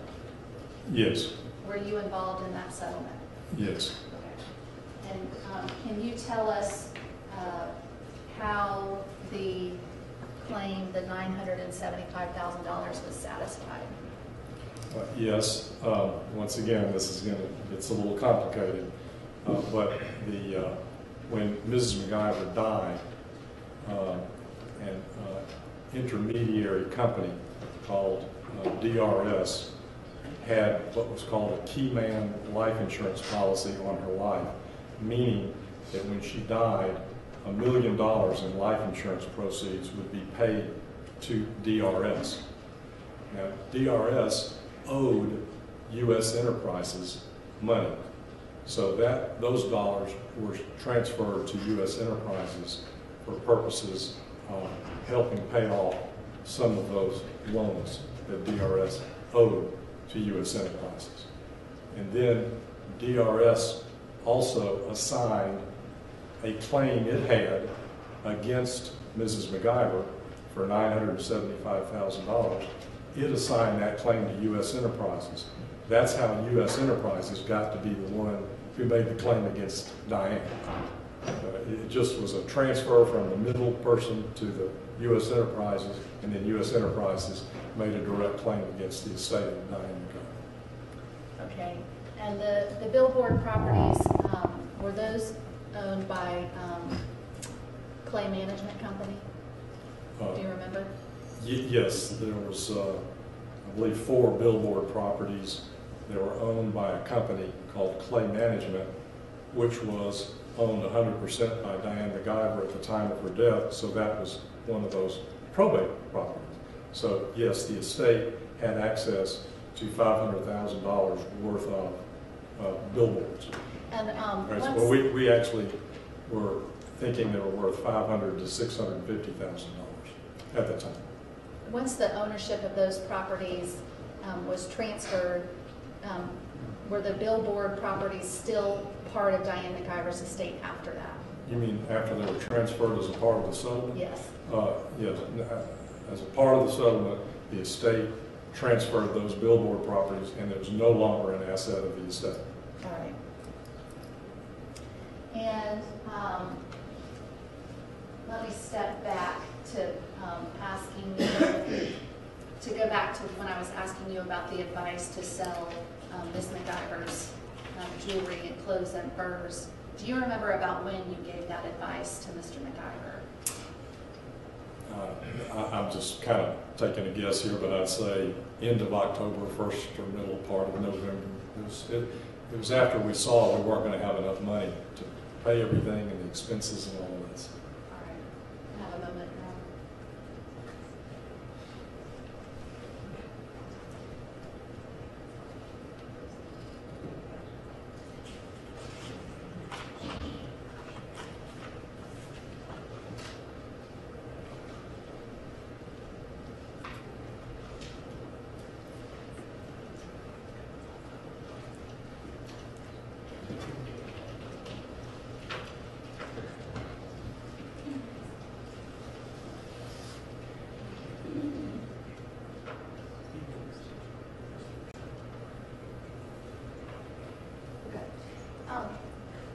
As part of your responsibilities as attorney for the estate, did you make an assessment of the net worth of Ms. McIver's estate? Well, yes. It was kind of a running total as either assets, the value was determined finally based on sale, or also based on the liabilities and changes in the obligations that the estate was going on. Like, for example, the $975,000 was bolt out of the blue. When you made the first assessment, do you remember what the value that you assigned to her estate was? I think it was probably around $3.1 or $3.2 million. Okay. That's not cash, that's just the assets in this. Okay. And did you share that information with Mr. McIver? Well, yes. Okay. Did that number change over time, the net worth of Ms. McIver's estate? Yes. Okay. Did it go up or did it go down over time? Down. Okay. Thank you, Judge. Those are all my questions. Okay. It's 5.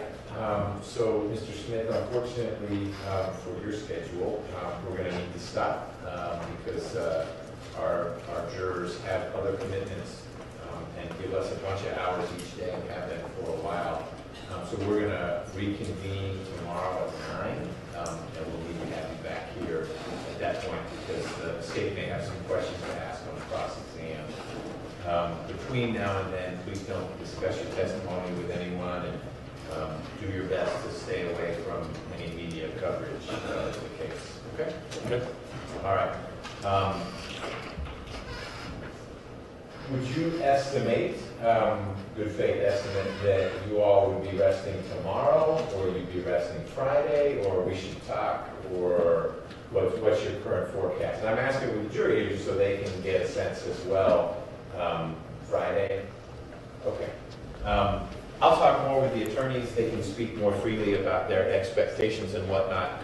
I've got a list of potential witnesses, and that doesn't seem like an unrealistic estimate on the defense part, that they might be, and they're not committing to it because they don't control cross-examination, they don't control when we have to take breaks to work through legal issues. But it's looking like Friday would be when the defense would rest, and we'd be at one of these break points where we need to figure out what's next. I'll keep you posted as we learn more, and if after we talk for a few minutes, it seems like that estimate ought to be changed, I'll tell you in the morning. But for your planning purposes, look forward to at least the rest of this week as time together.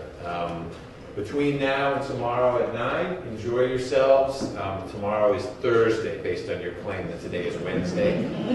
So we'll see you Thursday morning, a little before 9 a.m. Thanks again for all that you're doing. Don't talk about the case, no outside research. And we'll see you then. Any logistical questions at this time? Great, thank you. See you in the morning. All rise for the juror.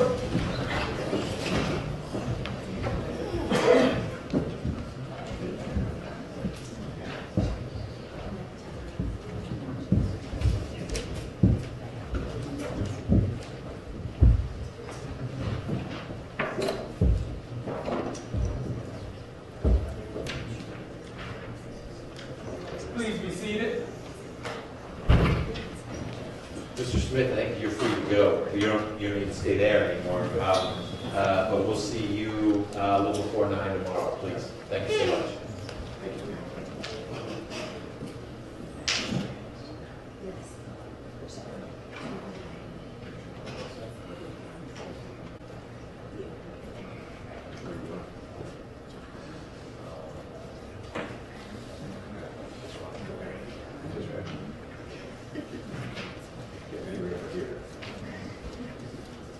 I've got a couple of questions. One, I think I'm remembering the name correctly. Who was Mr. Watkins? Attorney who, yeah. What was his connection to the case? He was also an attorney for the state. Okay. He was like litigation counsel. Once the claim got made, Okay. he got brought in and handled the litigation. Okay, because I met him and it was relayed to me that he was the lawyer for the estate. And he is not Mr. Smith. He's someone different. Okay, that helps me. For scheduling purposes, both Mr. Robinson and Mr. Gardner are expected to testify? Okay, and not so much time in one, but as I'm working through, you still have obviously there's Mr. Culver, not a bite-sized witness, and I understand Mr. Gardner. Mr. Robinson will not be cumulative of Mr. Gardner? Don't know, so that's why I said, Okay, he very well may be. okay. And I trust you'll manage that in a way that doesn't frustrate the jury. Okay, I got it. great. And then I see Ms. Anderson's name. There's obviously anyone from the state's list. Are there, besides Culver, Gardner/Robinson, are there witnesses who would take a long time? Annie may take a while. Annie Anderson may take a little while. All right. Plus we have Ted Smith. He's not on the list. I could get you a new one. Mr. Ted. Mr. Ted. Mr. Ted. Had there been would be here. fewer hearsay objections, would be higher than Mr. Ted. That's the price they pay. There are consequences for actions on both sides. All right, Mr. Ted. Okay. Anything from the defense that we need to work through at this time? I'm filing a little short brief tomorrow morning on an issue dealing with count 5. Okay. And I may raise something else in the morning, but we'll do take a break dealing with the rulings. We'd like Well, to rulings. direct a verdict motion. Okay. You actually anticipated it, that the consequence of not having severed, despite our promise that this is exactly what would happen, and the state's assurance that it wouldn't happen, and it did happen. So now we have, I mean, I think you know what I'm talking about. Okay. Now we have Black Lives Matter to talk about, ad infinitum, and none of it was admissible, none of it was relevant, because that counts never should have been the case. I made that argument. Okay, But- and you may renew parts of it, I got you. Okay. And I'm interested in when you're thinking about doing a charge conference, assuming we rest Friday morning. My understanding is they've got a short rebuttal, unless I'm misunderstanding something. We're going to talk about rebuttal in a minute, but the charge conference needs to be before closings. And so the way that could work elegantly, which isn't how a lot of stuff has worked out so far in terms of how we've been working with the jury, if we're done with all the presentation of evidence at some point on Friday, we could do it with what remains on Friday, so that Monday could be getting into closing. But I can't answer that yet till I know we've got a time on our hands where it would make sense to let the jurors go. So it could be that you all rest late on Friday, and we would do it then, even though we haven't had the rebuttal yet. If it doesn't make sense to start the rebuttal with what time remains on Friday. But I'm ready. I also don't think it makes sense to use up your lunch break on that. But you could take a team vote on the defense side. I just don't want protein bars thrown at me during the charge conference. Don't want that either. Okay, the rebuttal case. Some of it is reactive to what may not have happened yet. But I know that there is Dr. Borderman out there, theoretically. Hopefully you guys will think long and hard about whether that's necessary in light of how Dr. Rye went. We have the jury view that we need to sort out, and we'll be able to sort that out after Mr. Gardner / Robinson, after they've testified. And then there may be whatever else you all think is appropriate on the rebuttal side. Based on what you've heard so far and what you expect, hopefully there aren't a whole lot of surprises from the defense witnesses. How long are you thinking rebuttal would be? Is it less than a day? Yes. Okay. All right. Anything on the state side that you want to flag for me? Sounds like some briefs from Mr. Samuel will be landing tomorrow. Yeah, I look forward to them. I disagree with the relevant part, but I'm sure we'll get a chance to articulate that. You will. No, you flagged the jury view, which I know just will require a small bit of coordination, and probably a little heads up for some folks who might be involved. And so as much of a heads up as we can get about that would be helpful. Okay. I'll speak with the defense attorneys about scheduling for their witnesses to make sure I have my experts here at an appropriate time. So I think everything else can be dealt with outside my presence.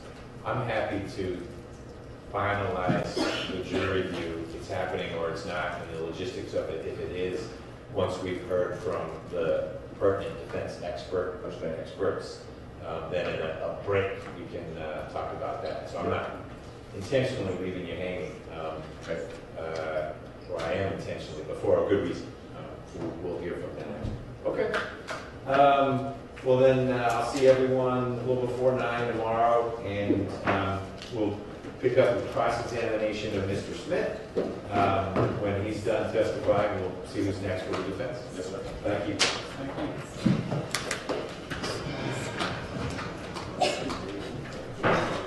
Okay, if you're now the court staff, please go ahead and exit the courtroom for us, please. You all have a good evening. Please go ahead and exit the courtroom for us, please. You all have a good evening.